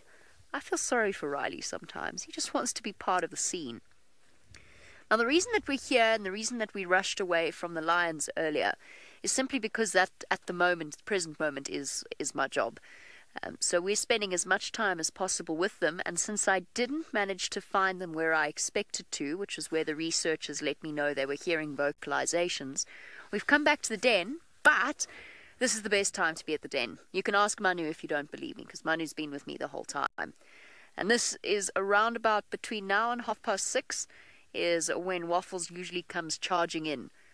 I look around, hopefully, as I say that, and regroups with the rest of her clan before they all dash off. The rest of them that are here are all totally flat.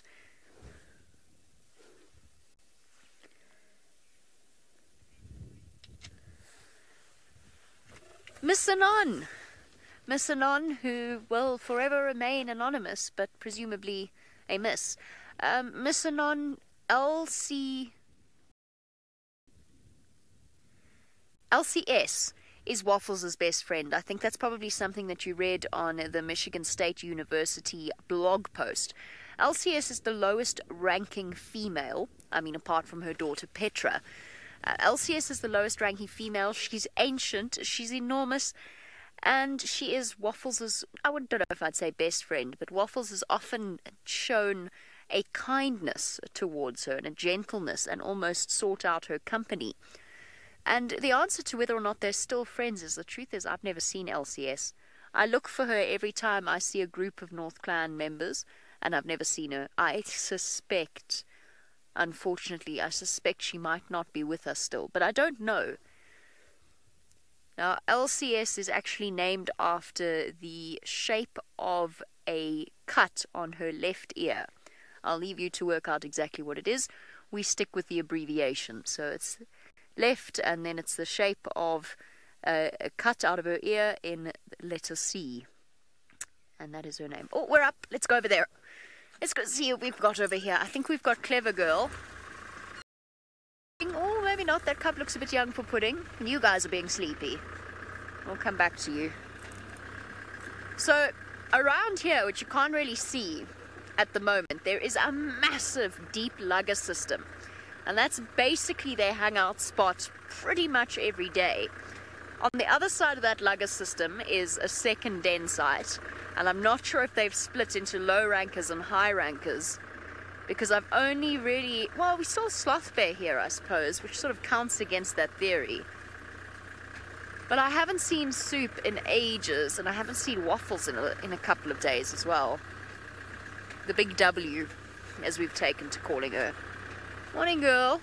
I think it is Clever. It looks like her. She's very faint, very light in colour.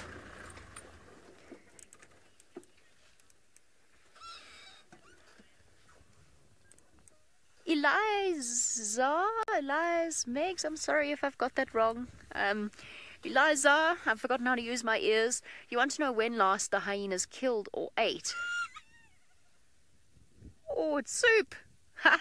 I just said to you that Soup I haven't seen in ages. It's Soup. That wasn't very... She's a strict mum. Her two offspring, Lobster and Chow, that's Lobster, by the way, tucked in there, and that's Chow behind it. She is so unrelenting with them. I don't know if it's because she's a first-time mom and she's not used to those sharp teeth nipping her every now and again while they suckle, which, to be fair, would provoke an uncomfortable reaction. I haven't forgotten the question about when last they ate. I don't know when last they ate. They're so difficult and so busy all the time. Lions can typically sleep up to 20 hours a day. Hyenas are probably on a more human schedule. Unfortunately, though, their schedule is the reverse of mine, and as much time as I spend with them at night, I don't know everything that they get up to.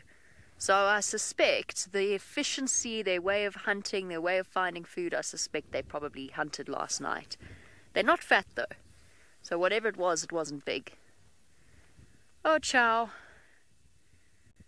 How unfortunate, huh? As always, your sister gets the best. So Lobster and Chow have both been sexed as female. So they are both Soup, but Lobster is dominant. So while we sit and wait for these hyenas to wake up at the perfect time of the day, and if Soup's here, it means Waffles is coming, let's go across to Sydney, who has found something that a hyena would absolutely love to chew on. I have got one of the old evidence here of the Unkuhuma pride. You can see the Unkuhuma pride has been here, and according to my game scout Herbert, he witnessed this kill. They came and they caught this buffalo right here. Let me just try to pull this just to feel it. This is very heavy. Oh, the buffaloes, they are very much strong to hold something like this right here on their head. This is very much heavy. So this is from the buffalo. I can see that these horns can be very much big. So sometimes you find that this is up to 1.5 meters.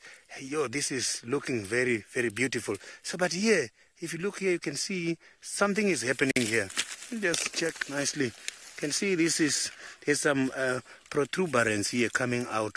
Quite a lot of these things here. So this is from the insect. There's something called the horn borer moth.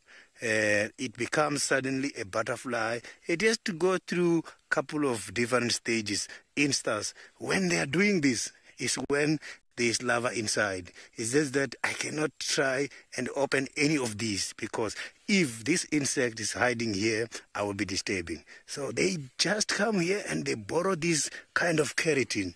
This is very much heavy, but this insect can be able to digest something like this, which is made out of a strong keratin. So they come and they use their own droppings, and they use some of the properties from the horns, and then they build these things. They stay inside to protect themselves against the predators, and also to protect themselves against high temperatures. It's quite a very much clever insect. It's called the horn borer moth. So now, these kind of buffaloes, they eat grass. But if you can check here, we are right in the donga. This is the dry riverbed. So during the daytime, when the temperature is very much hot, animals such as buffaloes, they prefer to walk in this area like this, and this is where they hide just to control their body temperature a little bit. And then afterwards, they will then wake up and go for drinking purposes, as they are very, very much water dependent. If you can check also now, by this time of the season, the grass is very much dry, so they've got to drink lots. Apart from this skull, we have got some of the bones here as well. Some of these bones, they are eaten, and some of them, they are not eaten yet. So you can see that it is an old bone, but not that very old, because not everything is cleaned up. There's still quite a lot of things showing that this is still very much fresh. Yes, it has been for last year. So now, while I'm still checking for more other small things, let's see, Hosanna is on the move on the other side.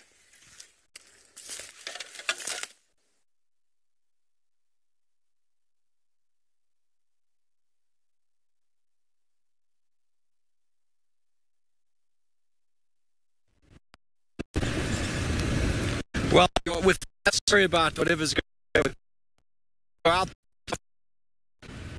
You're with us, and don't worry, we've got Hosanna in the vehicle. He's sitting nice and comfortable there. We don't have the of signal in certain places here, but we're going to go back over to Tristan, who managed to sort out his sound problems. Indeed we have, so we've managed to sort out our sound. Fortunately, our sound is just starting to move after being posed quite nicely. He's now decided to go into an area which is going to be quite difficult to follow. It looks open, but I'm going to have to somehow make my way through a buffalo thorn thicket to get to where he's going now. So I'm going to try and head that direction and not get myself slapped by a branch, which is definitely happening, and Wendy is driving me mad. Right, well, we'll try catch up and try and get a better view once again, like we had just now. And so while we do that, let's send you back across to Taylor, who's looking at a spotty animal of her own. The giraffe is exactly what we have. Look at that, it's beautiful. Now, I must tell you that this giraffe was actually checking Archie out. It was quite funny. There were loads of vehicles on the road watching this giraffe, and she was just walking away, and she was staring straight at us, not at me. Archie was standing not outside the car, but he sticks out of the car. Archie is quite a tall human being, and I am a frozen human being at the moment. It's pretty ridiculous. It probably seems like it should be snowing somewhere, but it is really, really chilly. I'm sure Jamie looks similar. Does she? Does she also have a big jacket on? I know she's got a big khaki jacket like this too. So, yes, it's cold all of a sudden. I'm very much looking forward to having a hot shower and getting into my pajamas and my fluffy slippers. Might even have to wear the fluffy slippers out on Game Drive at some point. Yes, Jamie was also bundled up. Yeah, it's cold. You could only see Archie now too. He's got all sorts of gear on too. He kind of looks like a snowman, just like me. But we haven't had much luck. I tried to find some more lions. Don't know where the black rhino are. They're being quite sneaky, but at least we have found a few giraffe. Actually, it's quite a big group of giraffe, but the rest is moving off now, and we've just got that one giraffe in the distance that's now turned her bottom towards us. Thank you very much. That's very kind of you, giraffe. It's a very pretty setting, though, this evening. Very dramatic with all the clouds. Like I said, view never gets old, and sadly, there are not that many places in South Africa where you have a beautiful view and can go on safari. There are a couple. There definitely are a couple. I don't find the Sabi Land particularly quite nice. Big open plains, lots of rocky outcrops. I've told you. The large river systems. How do I keep turning my volume up so much? Sorry, talking to myself here because I keep turning the volume up on the radio unintentionally and then it blares. Aaron, no, I have not found any more jackal dens. I'm trying to think when jackal season starts. Is it not like the end of July, August? No, it's later than that. Is it September, October, somewhere around there? I can't really remember. Maybe even later than that. But no, I haven't. And I have checked up and down for the two, not the Fantastic Four. That's what they were called, the Fantastic Four. But I have not seen the Fantastic Four whatsoever.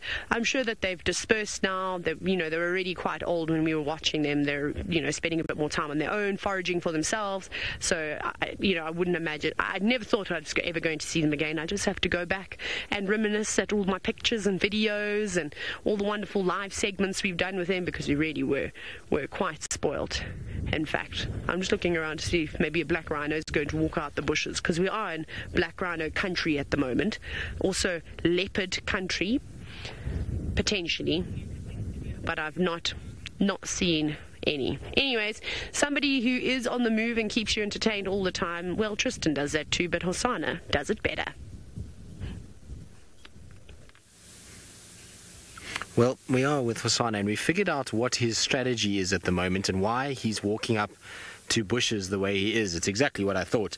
Because he's trying to spook scrub hares, so he just spooked one now. Unfortunately, he was a bit slow on the uptake and didn't get it right, but that's what he's busy doing. So he's walking from bush to bush, trying is come out, and then he's able to go and hunt them. But isn't that light just absolutely beautiful? The problem is that he's marching his way northwards steadily now, so he's really is getting further and further away from here, and I'm just hoping that he's not going to go towards Buffelshoek, because if he goes towards Buffelshoek, there's a dam just north of us that he could potentially spend quite a bit of time at, and it'll make it quite tough for us. But turning back around now, which is good. So he hopefully continues the route that he's walking now. That'll hopefully take him back into our area. But lots of yawning, lots of sniffing about. Oh, bless you, Hosanna. So he seems to be a busy, busy cat. David, I think he's going to come say hello to you at this rate. Nope, toilet time. Let's see if he scrapes his back legs or if he's going to go do a number 2. I think it might be a number 2, this one. No, nothing at all. Hosanna, what are you up to? Now off he goes again. Right, let's turn around and try and get back towards where he's going. He's going down into the drainage, which is never very easy to follow. So while I try and see if I can actually stick with him here, because it's not going to be very easy at all, I'm going to send you back all the way to the Masai Mara and Jamie with, well, her favourite animals, the North Clan. Everybody's waking up now. SEO's made an appearance with his torn left ear. Oh, and Sloth Bear is presenting himself. Like me, please like me. To a higher-ranked female, to Soup and her 2 daughters. Oh, no! Did she ignore you completely? Well, that's better than being bitten on the bottom, let me tell you. Now he's coming to investigate behind me. I've also got Mzimu, currently occupied with... get down! I thought we were past this. Down. Get down. Oi! Get down. Yeah. Naughty. Naughty. The thing about these hyena cubs is that they are, as you know, regularly researched, which means that they have contact with people almost every single day for the last 10 years. That means that the hyena cubs have absolutely no fear of us or the vehicle, But what's fascinating is that once their curiosity plays out, Paisley, I can feel you tugging the cover behind me. Once their curiosity sort of plays out and they learn what we mean and all about us, they completely lose it. And you will never find, I've not had one adult of North Clan, apart from Fergus, who doesn't... Oh, careful, careful. Yes, be gentle. She's not inherited her grandmother's lovely attitude. She's very pretty. Anyway, I've never had an adult come up and approach me, and in fact, most of the adults of North Clan are quite wary.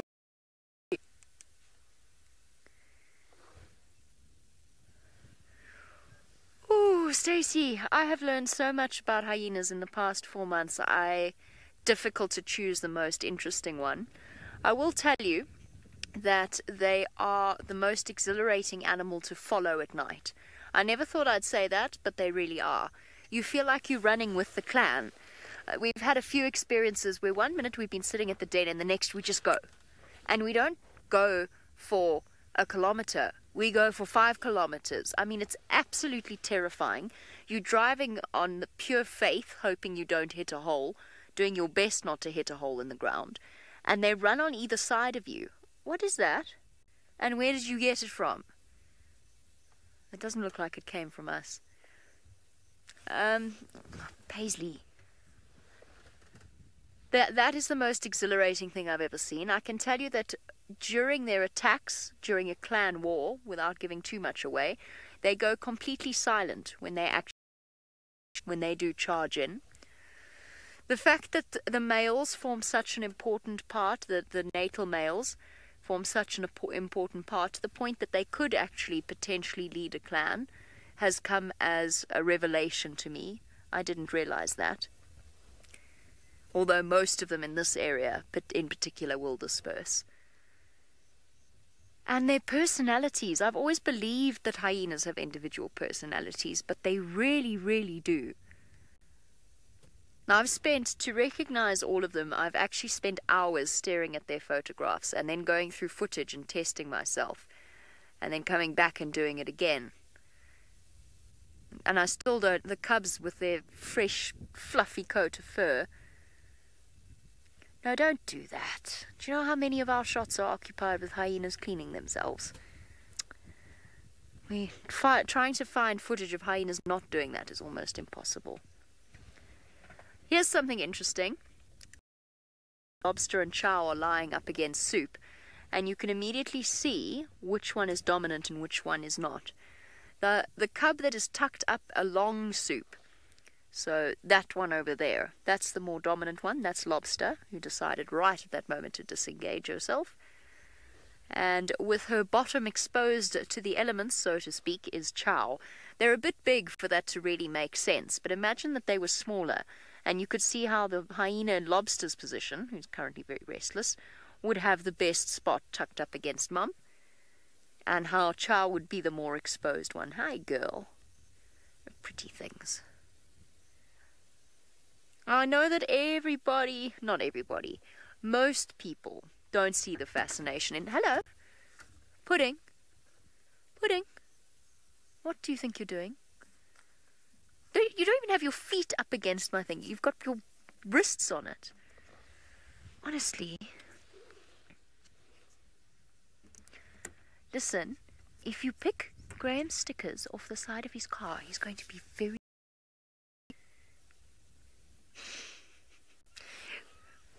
Isn't it ridiculous? So in terms of letting them touch the car, I do let them get away with more than I would most other hyenas, because this is what they've been taught to do, and I've seen no negative effects. And also, if I spent my entire time trying to keep them off the car, I don't even know. That's all I would be doing. They lose interest pretty quickly. It wasn't Pudding, it was Paisley. Of course it was Paisley. Go bother Lobster and Chow. Okay, our spotted bottoms are getting reacquainted. Let's go and rejoin Steve with something stripy instead. Yes, well, thank you, Jamie. Fantastic that we're getting regular viewing of hyena again. And here we have found 2 zebra that are in the burnt area of the fire break. Because it's, in my experience, that zebra absolutely love to come into these burnt patches, because grass is actually stimulated by fire. How beautiful is he? The only reason I can tell it's a he at the moment was because when we arrived he had, well, let me just say, he was revealing himself. A little bit jumpy in the wind. There are lions prowling around, and zebras are one of the preferred prey species. So you see how they do it. They stand with their back to the wind so that they can see anything that might try to sneak up on them in the front. So you see that, how you'd think there's nothing to feed on here in a burnt area, but yet his face has gone down in search of something. Is it maybe the ash that they're after? Beautiful. Constantly moving those ears.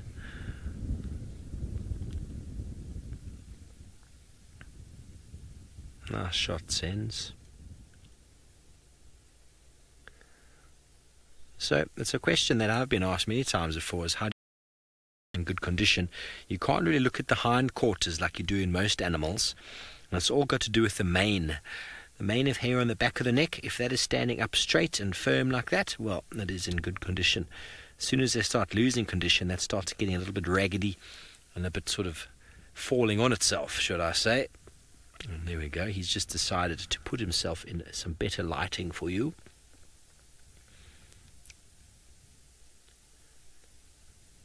Rachel, you would be very hard-pressed trying to get close enough to a wild zebra to touch it, and they most certainly do bite. If you did manage to sneak up behind one, it would probably kick you first. A very powerful foot. The potential to break the jaw of a lion, even the shoulder. I've seen a lion with a broken shoulder from the kick of a zebra. And the famous Jock of the Bushveld was a Staffordshire Terrier that was in and around these wild lands with a very famous explorer, Percy Fitzpatrick, and his dog in the movie anyway. I think in the book. I don't think I ever read the book.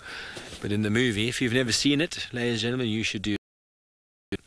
I actually went out with a girl who was related to Percy Fitzpatrick. Had some very nice leather-bound copies on her shelf. The originals. And anyway, Jock of the Bushveld, the dog, got kicked by a zebra in the movie, and it looked quite painful.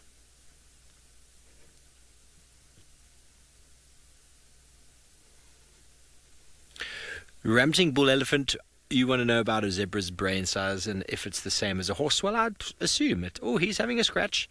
He's found a spot where he can scratch. Oh, he's going to get another spot of him there. There we go. They're barely scratches. Oh, there we go. When you don't have fingers, ladies and gentlemen, that is how a zebra gets to those itchy bits. One leg over. Okay, that's enough. I have no idea. I would assume that the brain would be a very similar size to that of a horse. You've got a bit of a funny ear, fellow, don't you? Oh, that's what he's going to do. He's going to turn around and look that zebras exhibit when they find a scratching post. Okay, it's not the best scratching post. He's got a few scars on him. I think this is a male that's been through a few battles, a few bite marks, one on the ear, one behind the neck. But I would assume their brains are similar to that of horses, but I would have no idea. I'd say the brain size would maybe be a sort of equivalent to the size of the body, and horses are, well, the way that they are bred now, they're a bit bigger than zebra. But I don't know. I really wouldn't be able to answer that for you, but I would just assume that are very similar to body size. And clever animals, they are. Beautiful. I just love zebra in this light. Well, being on bushwalk as well in this light is also quite spectacular. And let's go. I have got one of the very interesting story to share with you this afternoon. When looking at this side, I can see there's quite a lot of evidence showing that the elephant has been here. They broke quite a lot of trees. in my tribe, this is what happens. What I'm seeing here now, the broken trees, this has got something to do with the marriage in my tribe. When the two couples are about to get married, a night before they get married, the elders must have to take them through a process of giving them an advice when it comes to how it works by the marriage. So these women, they get told that a Venda man is like an elephant. The elephants, they don't feed on one tree. For a diet, they have got to concentrate on completely different trees. You must understand that. Now, what I have seen these days is that the girls of today, when they are told that, they change and say, okay, if my husband is going to be like an elephant feeding on different trees, like a tree, and I will allow these elephants to come, different elephants to come and feed on me. So, but that is even working today. We still even got a saying which says an elephant is a Venda man is like an elephant. He doesn't feed on one tree. In Venda, it's like Munna Nindo Hali Muri Muti. A man is an elephant. Munna Nindo Hali Muri Muti. He doesn't feed on one specific tree. So let's see what we can find much more this side. So what I've got now here is this very lovely dry tree. And I can see that this tree, just check here, Craig. You see this tree? This is the lead wood. When I'm looking at this wood, I can see this is the lead wood. The lead wood is not just a tree. This tree is one of the very much important trees and it's medicinal used. But you can also use it together with some other trees. I'm going to give you another story. Having problems with fertility. If the fertility is lost to the women, this is what we do. We go and take a bark. We debark the marula tree and we come to the lead wood. And by the lead wood, we must consider the following. We come and take the root which is facing east. So east of where I'm standing now, it will be this side. We're going to have to come and follow the route which is facing east, and that route must be walking and must be passing by a pathway where the people are walking on top. So it means the route which is facing east and the people are passing on top is the route that we must take, and we mix it, we infuse it, and we give it to that woman. After drinking that water, I can promise you the woman is going to restore fertility. And that works. I have seen it happening, and it is still happening today. In Venda, quite a lot of trees there has a clinical test, and they are very much successful, still waiting for some other trees to be evaluated, and most of these trees are happening here in Juma Game Reserve. So I still have got a lot to share with you about trees. Anne-Marie, my favorite tree at this stage, it is called the weeping boa beam. It's called the Scotia brush petala. That is the scientific name. So it's one of the very lovely trees. It's just that here where I am, I've been looking and I can't see it, but I have seen it here, and I will also talk about it when I see it and why I love that tree the most, because it has got a story also involving myself at a young age.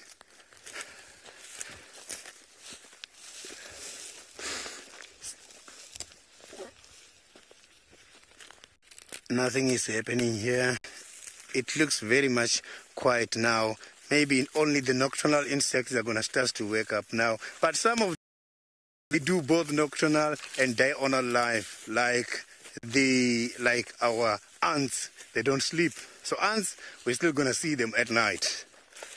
So I'm just trying to see if I'm going to find anything new here where I am.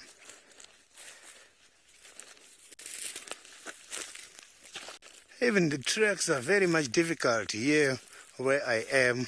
But I know here where the elephants are breaking the trees and everything, it suddenly becomes the home of too many animals, including insects, and some of the small mammals, they hide in there. Rats, they also hide in there. So it's just that those animals can be very much fast.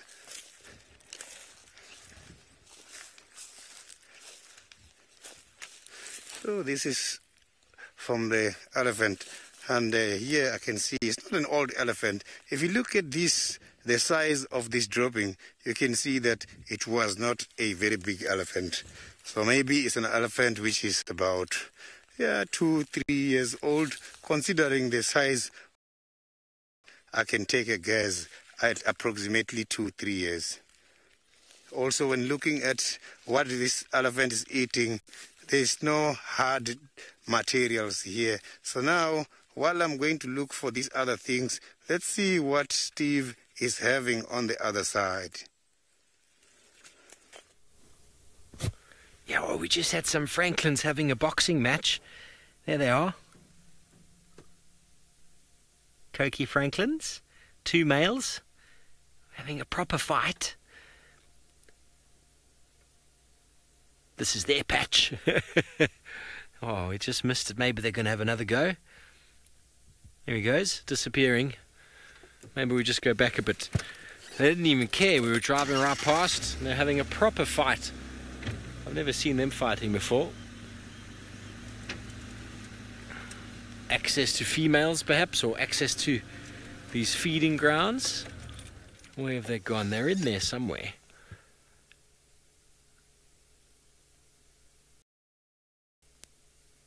No. The action was over as quickly as it started. That was very cool, though. We saw them having a proper little on the back foot. Sounds like they're fighting. I didn't know what he was talking about. We'd just seen a squirrel.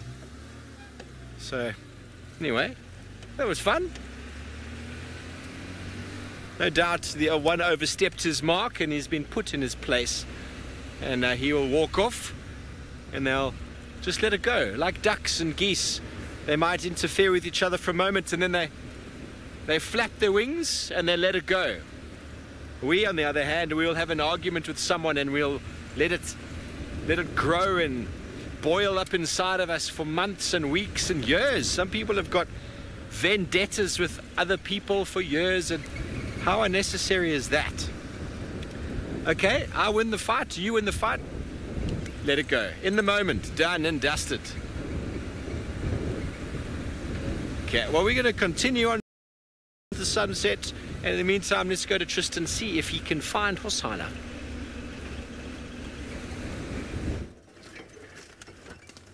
Well, no. So Hosana has given us the slip. How? I'm absolutely baffled.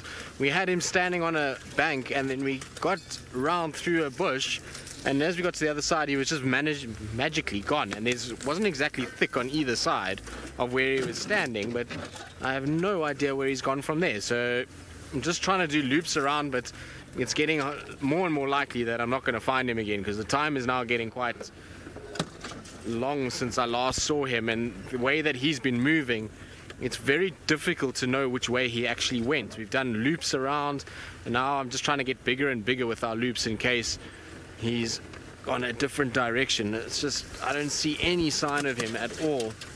There's no alarm calls, there's no birds making a noise, so I'm not sure which way he went. Well, Roslyn leopards can walk very far. If you take Hukamuri for example, over, well, probably close to about 200 kilometers going from where he was born to where he is now as a dominant individual. But if you're talking about in a single night, well, it's very dependent. It depends on a lot of things. Are they on a territorial patrol? Are they hunting? Are they, being chased by other leopards? But some leopards will do 20-30 kilometers in a night if they're being forced to, maybe even more. So they can move quite a long way should they want to, or should they be persuaded to by another. Hosana, where did you go? I'm baffled. I honestly have no idea how he's managed to disappear as quickly as he did. And he's not exactly been moving fast the whole afternoon. He's just been ambling along the whole time. And so we should have picked him up very, very quickly from where he once was, and I don't see him at all. I'm perplexed. It's not an ideal situation to be in. I don't like being perplexed when it comes to leopards, and I suppose in this kind of a terrain it's not normally that kind. He's not normally sneaky and not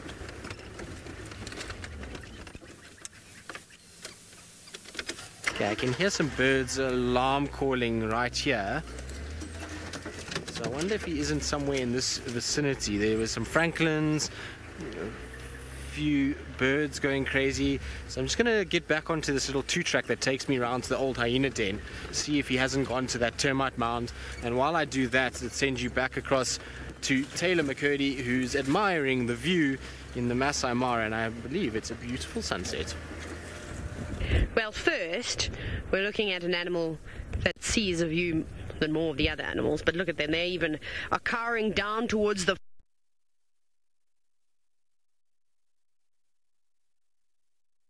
this afternoon. It's crazy how the weather just changes so dramatically, and you'll see that that's all rain in the distance.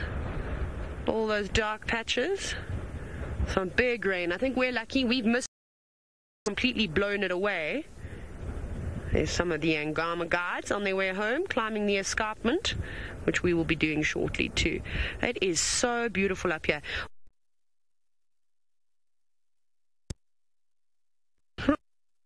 Way to turn, so Archie's just like, hey, this girl's crazy. But anyways, it is very windy out here today, and it's so cold. I can't tell you how cold it is. We have had some cooler evenings. Luckily our tents are nice and warm. That's really quite good. Tonight's a good evening for soup, don't you think? And I don't mean to eating the hyena. I'm talking about actual soup and homemade bread. So let's hope that's on the cards. Fingers crossed. Anyways, it seems as though we're having some technical difficulties. So Archie and I are going to head on home, and we'll see you next time. I am trying to check what I'm going to find here. I just saw a squirrel and just disappeared just now.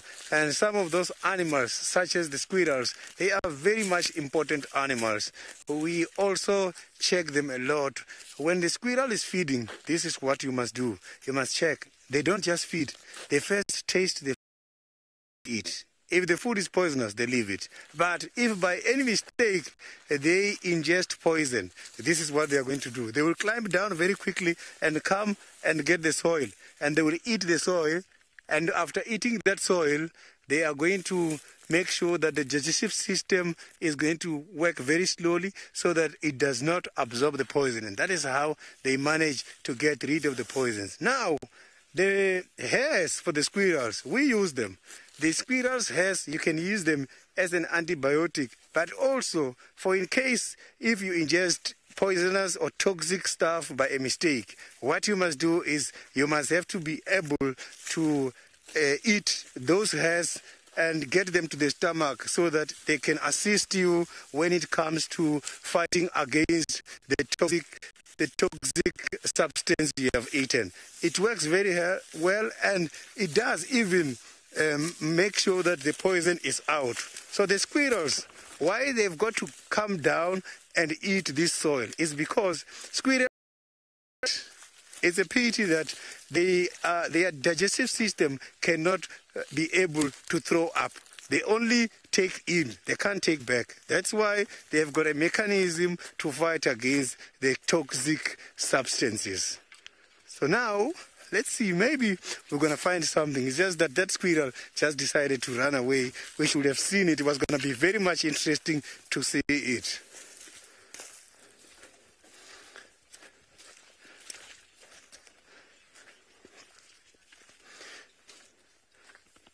So now I will be going up much more to the quarantine and see if we can find something. Let's go to Jenny. JB, with the hyena is a fairly common thing you're going to be hearing over the course of the next few weeks. So, Sawa came in. Actually, let me just show you this. So we were there. Sawa came in. I just had a few things to do, unfortunately. So we got those finished up. Sawa is over there. Sawa, S-A-U-E-R, mother of the youngest North clan, who of course is called Sloth Bear. He has siblings named Gummy Bear, Teddy Bear, Corduroy Bear, Paddington Bear, Arctidus, and Black Bear, in case you were wondering. You probably weren't, but there you go. Now you have another piece of information. Oh, let's go quickly this side. Sorry, little Sloth Bear, you are cute, but we're busy this side now. Someone's got a bone of some description. I do have a favorite hyena. I'll show you her now. Okay, so I'm really fond of Waffles, but I think that's just because I see her all the time. She's the matriarch and she's so easily identifiable, and I just like her. Soup and I, well, Soup's very beautiful. She doesn't have the same gentle side that her mother does, but I'm going to... Soup's over here ignoring me completely. She doesn't care what opinion I have of her. As I said, they've got personalities. You're all going to scoff at me, or most of you are going to. But you haven't spent, on average, 10 hours a day with them for 4 months. Let me show you my favorite hyena, because she's here. She's got so big, sometimes I don't recognize her anymore. Makes me quite sad. Hi, guys. One thing I will say is that the Mara Conservancy, so where we are, we're in the Mara Triangle, run by the Mara Conservancy, have been unbelievably kind in allowing us to off-road for hyenas, which is something that is not generally allowed. Hi. Here she is. Here's my favorite hyena. Hey, Paisel, what you doing? Shame, whenever something comes around, she never gets a piece of it because she's low-ranked. So along with her cousins, SEO and BFG, she never really gets much, but she doesn't stop her from being the cheekiest out of all of them. Someone's coming, but she'll come to us in a moment. So all these cubs are getting so big now, a lot of time away from the den site. What you got there? Is that nice? That is a very old bone. That does not look enjoyable at all. I think with big cats, they're easy to love. They're very good looking. They move beautifully. They're graceful. They're strong. They're easy for people to really form a connection to. But hyenas face exactly the same challenges that they do, arguably even more so, although they are very adaptable. But essentially, they come into contact with human beings more often than the big cats do because they're so curious and they're so adaptable. But people tend to ignore their plight. They're not endangered at the moment, fortunately. But it is something that we need to try and work on, is building people's connection with this intelligent creature. We don't really have much of a sunset to write home about by Mara standards, and perhaps we can go across to Juma and see if...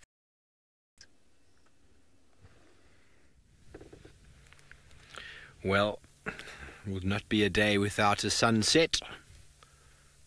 I don't think there's ever been a day recorded in history without a sunrise or sunset. And we here at SafariLive love to stop and spend a moment to watch the sun setting in the west. A dawn for some and an evening for others. A good time to reflect on one's day, as always. So I'm just going to hold off speaking for a moment and let you all just enjoy the beauty that is.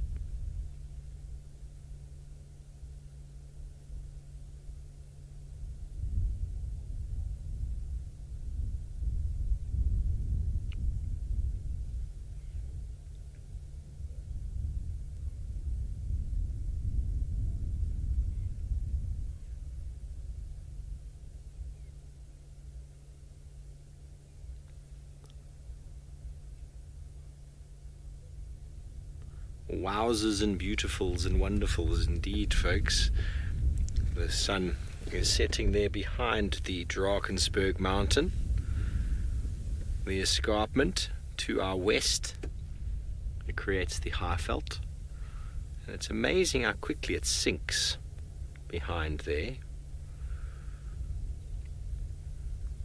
And always special to spend these moments. Thank you for joining us with it. If we can just remember one moment in every day just to be present, that's a start. Stop thinking about all the worries of the world just for a moment.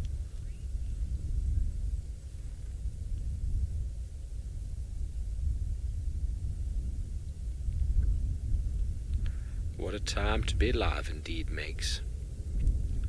Indeed. indeed. It's very warm wind. I don't even know if I'm going to be putting on a jacket this evening.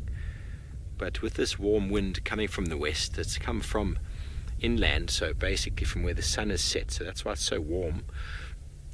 Excuse me. And invariably this wind pushes sort of a front out to sea on the east coast, and then that sucks in a cold front. So I'm guessing tonight, tomorrow, potentially is going to start getting a little bit overcast, and then we're going to get a cold front sucking back in, and the weekend is going to be pretty chilly. That's just my thoughts. Let's see how that pans out. Oh, deep breath in and out. How fantastic was that? Well, thank you, Senzo, for some marvelous shots. Hope everyone back home is doing wonderfully well. Not much to be said about it. Just it's a setting, and we get the privilege to see it. The reports of a lioness that was in the west. So we moved over this way slowly to see if we could find her, but the person who saw her lost her, and it's a very good chance she crossed north into Buffelshoek. So we're going to keep scratching around, see if we can get anything, and if not, oh, who knows. Well, anyway, let's go to Tristan, see what he thought about that.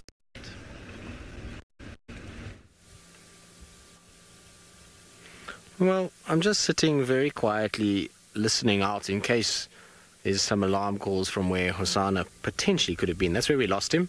He's pretty much in that thicket over there. We can't seem to find any sign of him. Can't find tracks, can't find any thermal image using the FLIR. And it's just, I don't know, blew wings and flew away because he's not where we last saw him. And we literally were not even, I would say, a minute to get round that bush. And he was gone. And so I don't know where he's gone and what he's gotten up to. So we thought we'd come to Gallagher Pan and just have a little look around and just see if there is any sign of him coming for water. It's obviously a good place for him to come and drink. It's that time of the day when a leopard would kind of come into this area and drink. So you can see the pan is right there. So I thought it would be a good idea just to sit here for a little bit. It's also a great time of the day to listen for any vocalizing of maybe Tingana or any lions that could potentially be around. And so we're just going to sit and just be patient and try and figure out what's going on. It's a beautiful evening. The wind has settled quite nicely now. There's still a little bit of a breeze, but it's not as much as what it was earlier in the day, and it's perfect temperature to be out on a safari. It's not too cold, it's not too hot.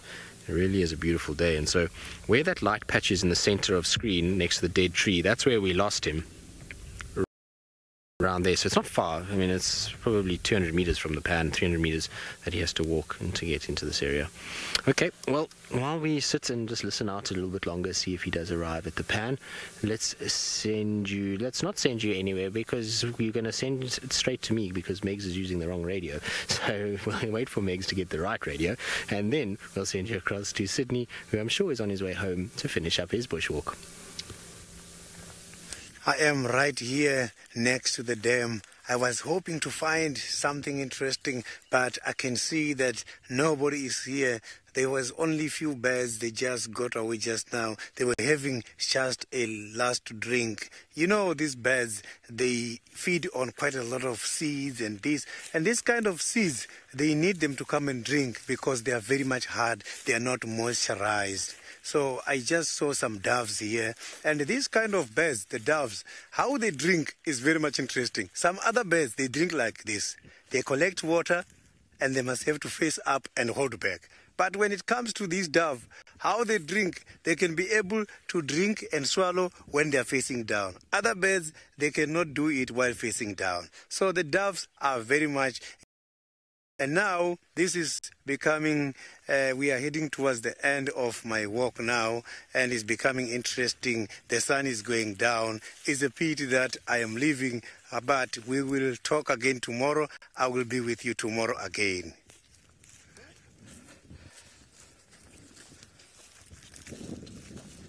So let's see, maybe I will find something just before I get disappeared. I can see now it's not clear anymore. It's very much difficult to see even some of the birds up in this tree. I saw some little bit of movement. I thought it was an owl, but I can see that it's not. It is the hornbill, maybe the hornbill going back, right somewhere up there by those branches. I just saw there's something right there. So that is the yellow-billed or the red-billed hornbill. I can't even see what exactly the species is. So it seems like this bird is heading to somewhere now where it's hiding.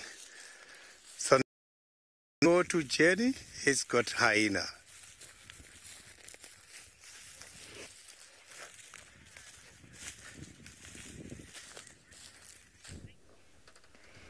Guess who decided to show up to the party and throw his weight around?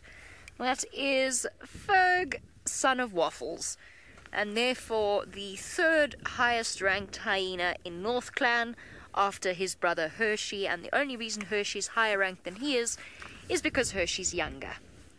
So there you go. That is, remember, if we talk about themes, Ferguson Farms. Now this clan, for newer viewers, is led by a matriarch called Waffles, so female dominated, and this is her son Fergus, who has inherited her status and after bullying everyone decided he wanted to lie down with Sour despite sending her running. Now Soup has gone and moved across this big lugger. Now I know if Ferg is here and Soup is here, it means Hershey and Waffles are here somewhere as well, and they're hungry. Soup is really looking very hungry, and I think what I said about them eating yesterday or last night might actually have been a mistake. They're going to go hunting tonight. I'm almost certain of it. She does have a very upright posture, old Soup. She's got a very noble, regal look. And we're going to sleep. Cool. And I've lost every cub. Fergus has arrived, and now Ferg actually has a reputation of being very sweet and gentle with cubs, but I don't know, they all seem to have vanished.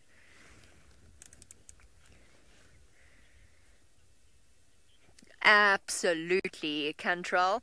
Yes, 100% of the Mara hyenas are fluffier than the Juma hyenas. Unequivocally, yes. They're also much smaller. Their clans are larger, they are smaller, their coats are fluffier, and that's because on average it is actually colder here than it is on Juma. Now at the moment Juma is freezing cold in the mornings, but we are in the Mara, although we are nearer the equator, we are at a very high altitude, so we're nearly 2,000 meters above sea level. As a consequence, it's very cold here, and you'll find most of the animals are a little bit fluffier than they would be in South Africa. Okay, we have got a hyena. Ask me no further questions and I shall tell you no lies. I don't know who that is. I can't see through the mud. That shoulder should be quite distinctive, and I think it's one of the Michael Jackson songs. But we'll find out now when we see who goes to her. So there's Billie Jean and Smooth Criminal, and they are named, obviously, their sisters, as all mothers have themes. And I think this is Billie. Have a look at me, you can see scars on her back. Billie is low ranked. Oh, see, it could be Criminal, I just can't see through that fur. They both... Another surprising thing I've learned about hyenas, and I promise you this is true, you can actually see which ones are related to each other. You can see similarities in spots. Some hyenas have very bold, very clear spots. Some don't have very bold and very clear spots. Some are a reddish color, some are a beige color. I know it sounds absurd, but I can really clearly see that Paisley is related to her mother and to her two cousins. Well, we've spoken about that with leopards before. Is it really that unbelievable that you can see it in hyenas too?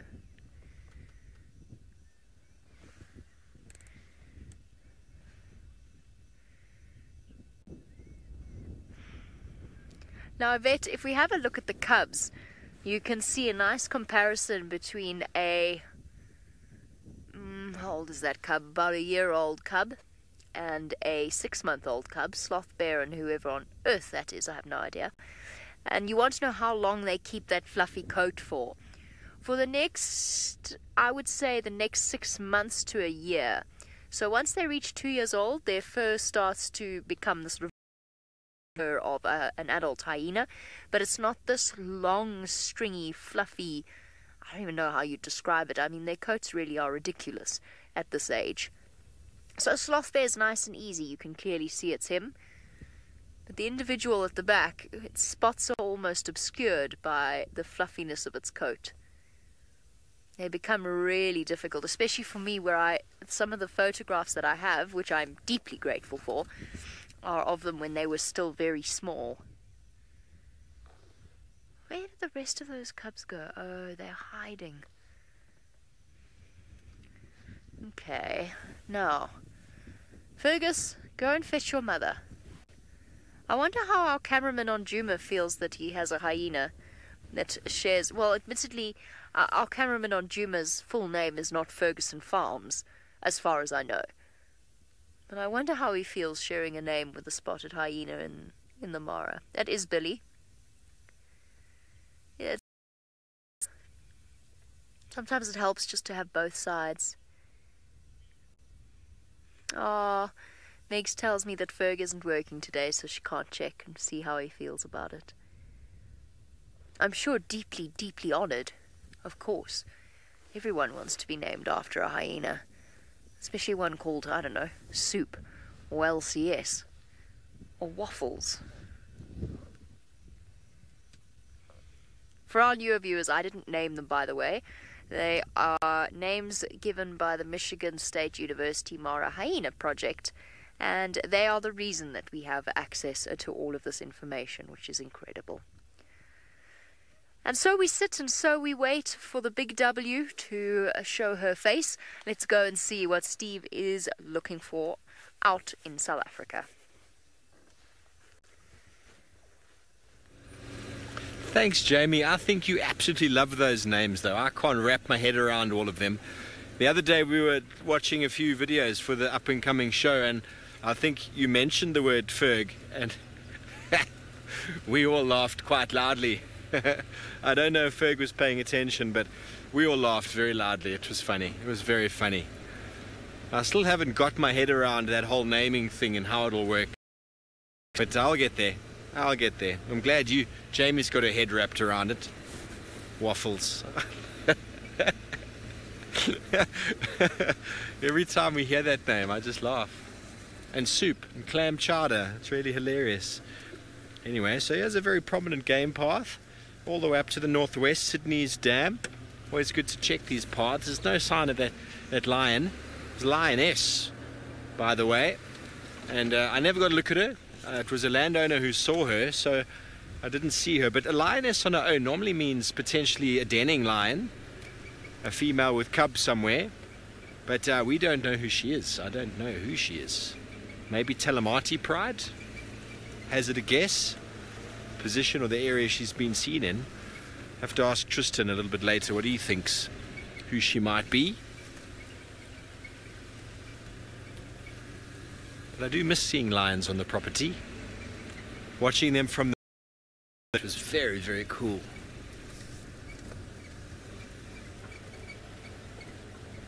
Hello, Peter Viper. Well, in nature, male birds, most certainly, in the most of them, most species, the males are more flamboyant than the females. There's a couple of species out there that the females are a little bit more flamboyant, but not too many. But when it comes to the animal kingdom, the mammal kingdom, I don't know. I wouldn't say so. But definitely with birds. Definitely with birds. If you do yourself a favor and go and look up some birds of paradise from Madagascar, unbelievable what devices these birds have come up with regards to mating and impressing the very unimpressed female. Incredible. The feathers, the patternings, the shapes, the dances these guys do. It is unbelievable. David Attenborough did something, a Life of Birds series. Fantastic. You have a look at that. You see what those birds get up to. I find it quite mind-blowing what evolution can do, and what very picky females lead the males to devise. There's just slight differences when you see these birds and you think, okay, well, they all look identical. We could measure them, we could weigh them, the feathers, whatever it might be. Scientists have gone and watched these dances, and often it's in a lek display where a number of males come together and they display for watching females, and you will see the males to us, look identical. But time and time again, the one male will get picked off, go to the side, the female will mate, and then he'll come back into the ring again and do his thing, and another female.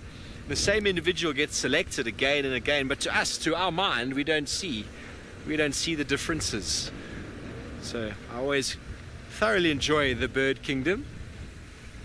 Well, talking about waffles and all sorts of tasty morsels, I believe Jamie is back up there with her hyena, and let's go see who exactly she's looking at.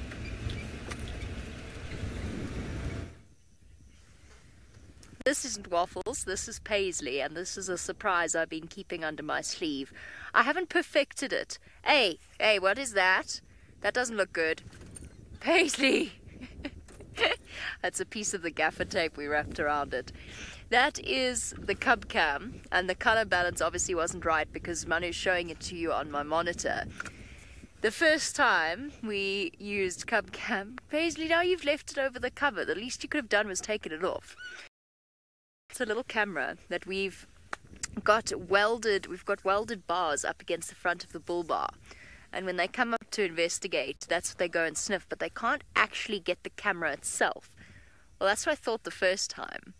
And then they ate the cable, and apparently it was a really expensive camera and difficult to fix. But VM fixed it, so we're all good, except now we have a piece of loose gaffer tape over it. Paisley, what am I going to do with you?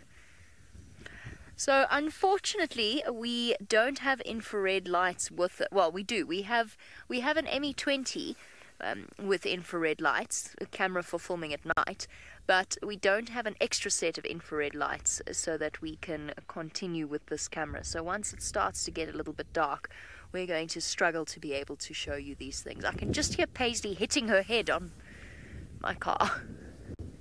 It's always her. Hey, Slothbear, you're so well behaved. You are so well behaved.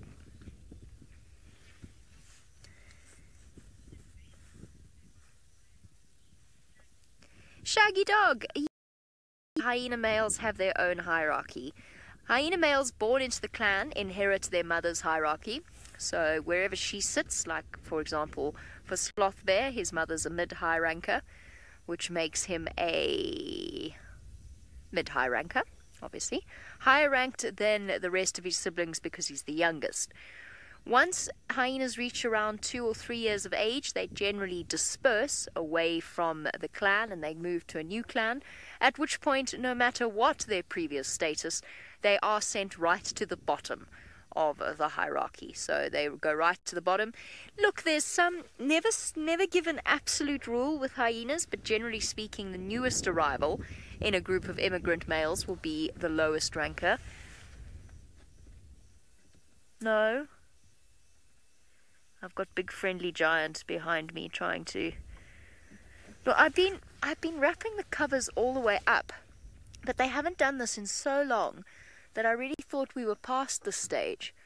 Hey, no, that I can't allow. I found that the simplest way is starting the vehicle, but they'd sometimes I just have to move a bit. There we go. Very gently, very slowly, stops the nonsense. And don't worry, there's no risk of running over a hyena cub. They are very clued up. I'll just move slowly. Okay. This has been life for Manu and myself for a long time now. Generally going, no, stop it, no, start the car, move the car. Start the car, move the car. Paisley went through a stage, which fortunately she's grown out of climbing onto the bull bar in front and resting her paws there.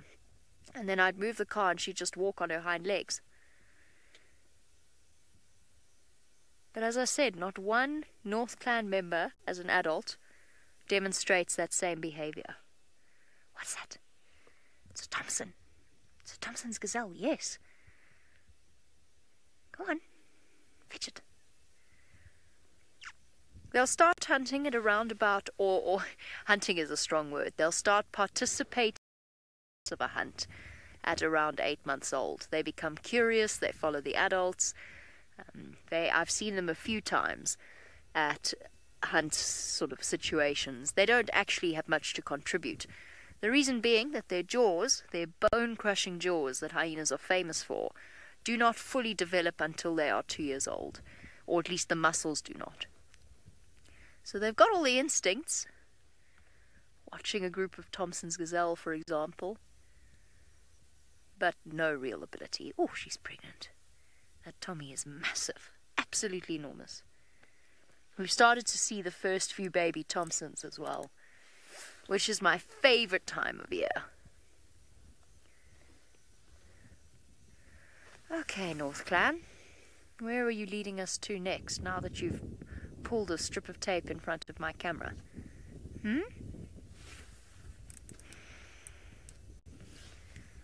We're going to sit and wait for the arrival of the Queen and a battle cry, or a silent battle cry, to go out that it's time to hunt. Let's go and join Tristan and Juma, where it's getting dark for him as well. It is indeed, Jamie. It is getting very dark, and I must admit, Jamie has probably one of the better jobs in the world, sitting with that den and that hyena clan. They are amazing and very fascinating to see the social interactions of that particular clan, and the fact that Jamie's managed to get to know them so well is a testament to her studious nature and how good she is actually at identifying hyenas. It's pretty uncanny, really. I spent some time there myself, and there is a lot of hyenas in the Mara, and Jamie tends to get it right quite often, so pretty good work from Jamie. Now, I heard her talking about the cub cam as well. Now, you all need to ask Jamie about her story with the cub cam, because she's got a highly entertaining one that happened to her with cub cam. She'll know exactly what I'm talking about, and she'll probably be giggling at the thought of actually having to explain what happened. I don't know if she will explain what happened, but it is quite funny. So if you all want a good story, then that is a story you need to ask Jamie Patterson. In fact, maybe next time we see her live, we should all ask her what happened on the cub cam. It's too many C's in one. Cub cam. It was a few weeks ago. It was just before I left the Mara, or it was just after I left the Mara. I can't remember. It was somewhere around there. But she should be laughing about it. Megan, did you tell her? I'm waiting for Megan to tell me what Jamie says. It's a bit of a delay to the Mara. She says, gee, thanks, Tristan. Well, Jamie, I mean, I haven't given anything away. You're welcome to make any story you really like, but the truthful one would have been quite entertaining for all of you. I'm sure you would all laugh about it. I'm not going to spill the beans, because I know what karma is like, and karma will get me at some point, and so I'm just going to be the one that just mentions the fact that there is a funny story relating to that camera, and I'm not going to be in any way, shape or form the one to give it away, because, well, like I say, these things come around and bite you, and I don't want to be bitten. Thank you. Anyway, we left Hosana. We decided, well, I decided two things. One is we had a little look for him again, couldn't find him. Second is that he's given us so much of late that it just, I suppose, felt right just to leave him and let him go about his afternoon. He was clearly trying to get something or do something and explore, and us crashing around is never really going to help him that much if he is hunting. So it didn't feel right to go and bash around after where he had walked. And, you know, like I say, he's given us so much over the course of the last 2 weeks that it just, I suppose it's good just to let him have his own time from time to time, let him do his thing, and if he wants to be seen, he would have come right out into the open. And so I feel like we gave it a good shot, and we had a good afternoon with him anyway, so, you know, we'll let him do his thing. I'm pretty sure he's going to end up coming back to one of the dams, either Gallagher or even probably Juma little pan there, so the little pan in front of the camp. I wouldn't be surprised he turns up there at some point during the course of tonight. It wouldn't surprise me at all. He's got duikers to hunt. It's going to be interesting to see how quickly the population of duiker gets filled by his culling, because as he's been killing, I wonder how fast it's going to be until others start moving in. There's still quite a lot around. I've seen lots at around the sort of pan area. On Quarantine there's quite a few there, so it seems as though he's still kind of got lots to go through before he finishes them all. But, you know, it'll be interesting to see whether or not he gets to a point where there's no more in this area. I suppose it has to at some point. You can't just keep picking them off at the rate that he is, and they're going to be a never-ending cycle of them. They've got to have to, unfortunately, disappear at some point.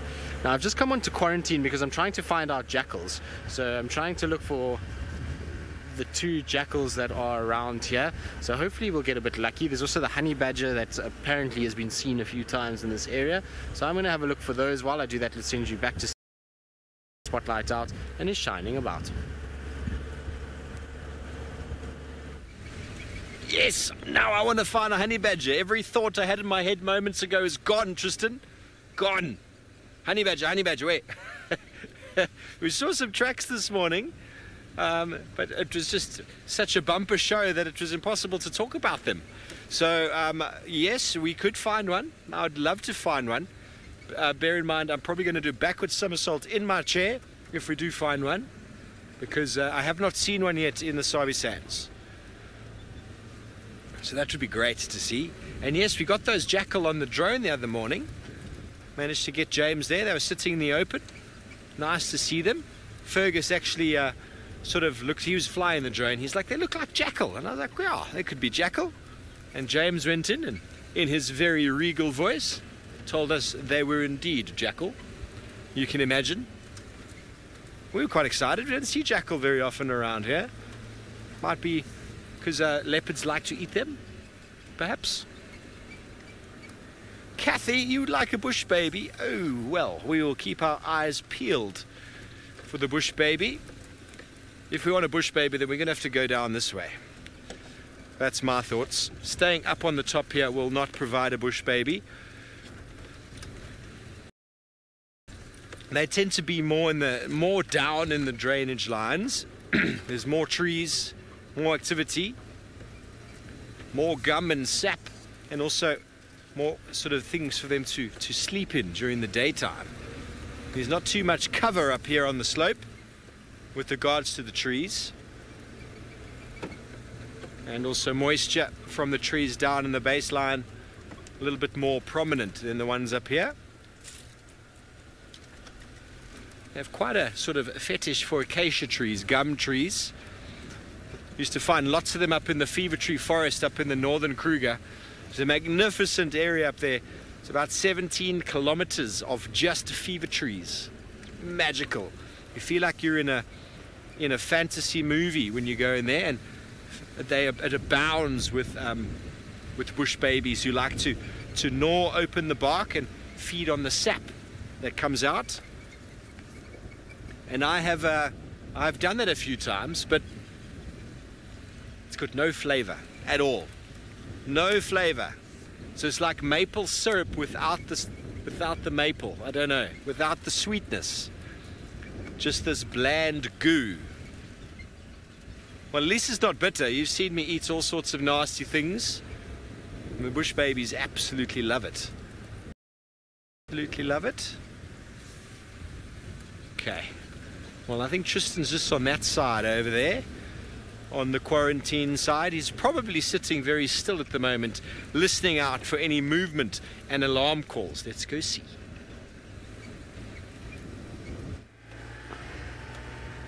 I was listening out. I was also trying to just see if I can find these jackals, so I was just spotlighting around. This is where I find them quite often, is this middle road of quarantine up against this kind of loop here. So they often sit around this section, and that is why I spend a lot of time just stopping here and looking around, because I'm quite curious as to where they go during the day.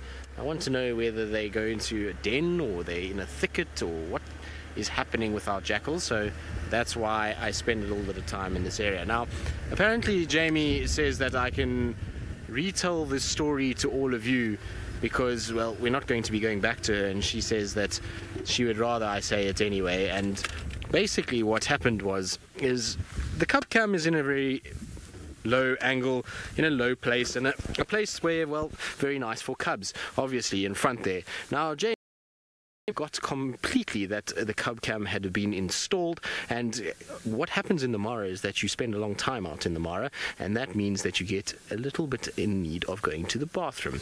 And so what happened was Jamie got out the car, merrily whistled her way to the front of the vehicle, completely forgetting that cub cam was in action and the boys in FC were watching cub cam. And well, you can imagine the rest of the story is poor Jamie ended up going to the bathroom and then realizing halfway through that, oh no, what is happening? And I can only imagine the shock and horror that was happening to Edwin and Martin in FC, because both of them are the biggest gentlemen in the world, and I'm pretty sure that they were and they were pretty sure that both of them were a bit baffled, and Jamie apparently is saying, what a fun time. It was a fun time, Jamie. The rest of us all giggled and laughed about it, because Jamie just sends me a message and says, I've made a bit of a mistake, and I immediately knew roughly what was going on, and poor Jamie had to then tell Edwin and Martin, I'm very, very sorry, please just block your faces and eyes and everything like that. But Edwin and Martin were very good sports about it. They didn't bring it up again. They didn't really talk about it at all, but it was very funny. Poor Jamie was, I don't think she'll make that mistake again, I'm pretty sure. Right, well, we're going to head off home now. It's that time of the day. While we do that, let's send you back across to Steve with one last little surprise.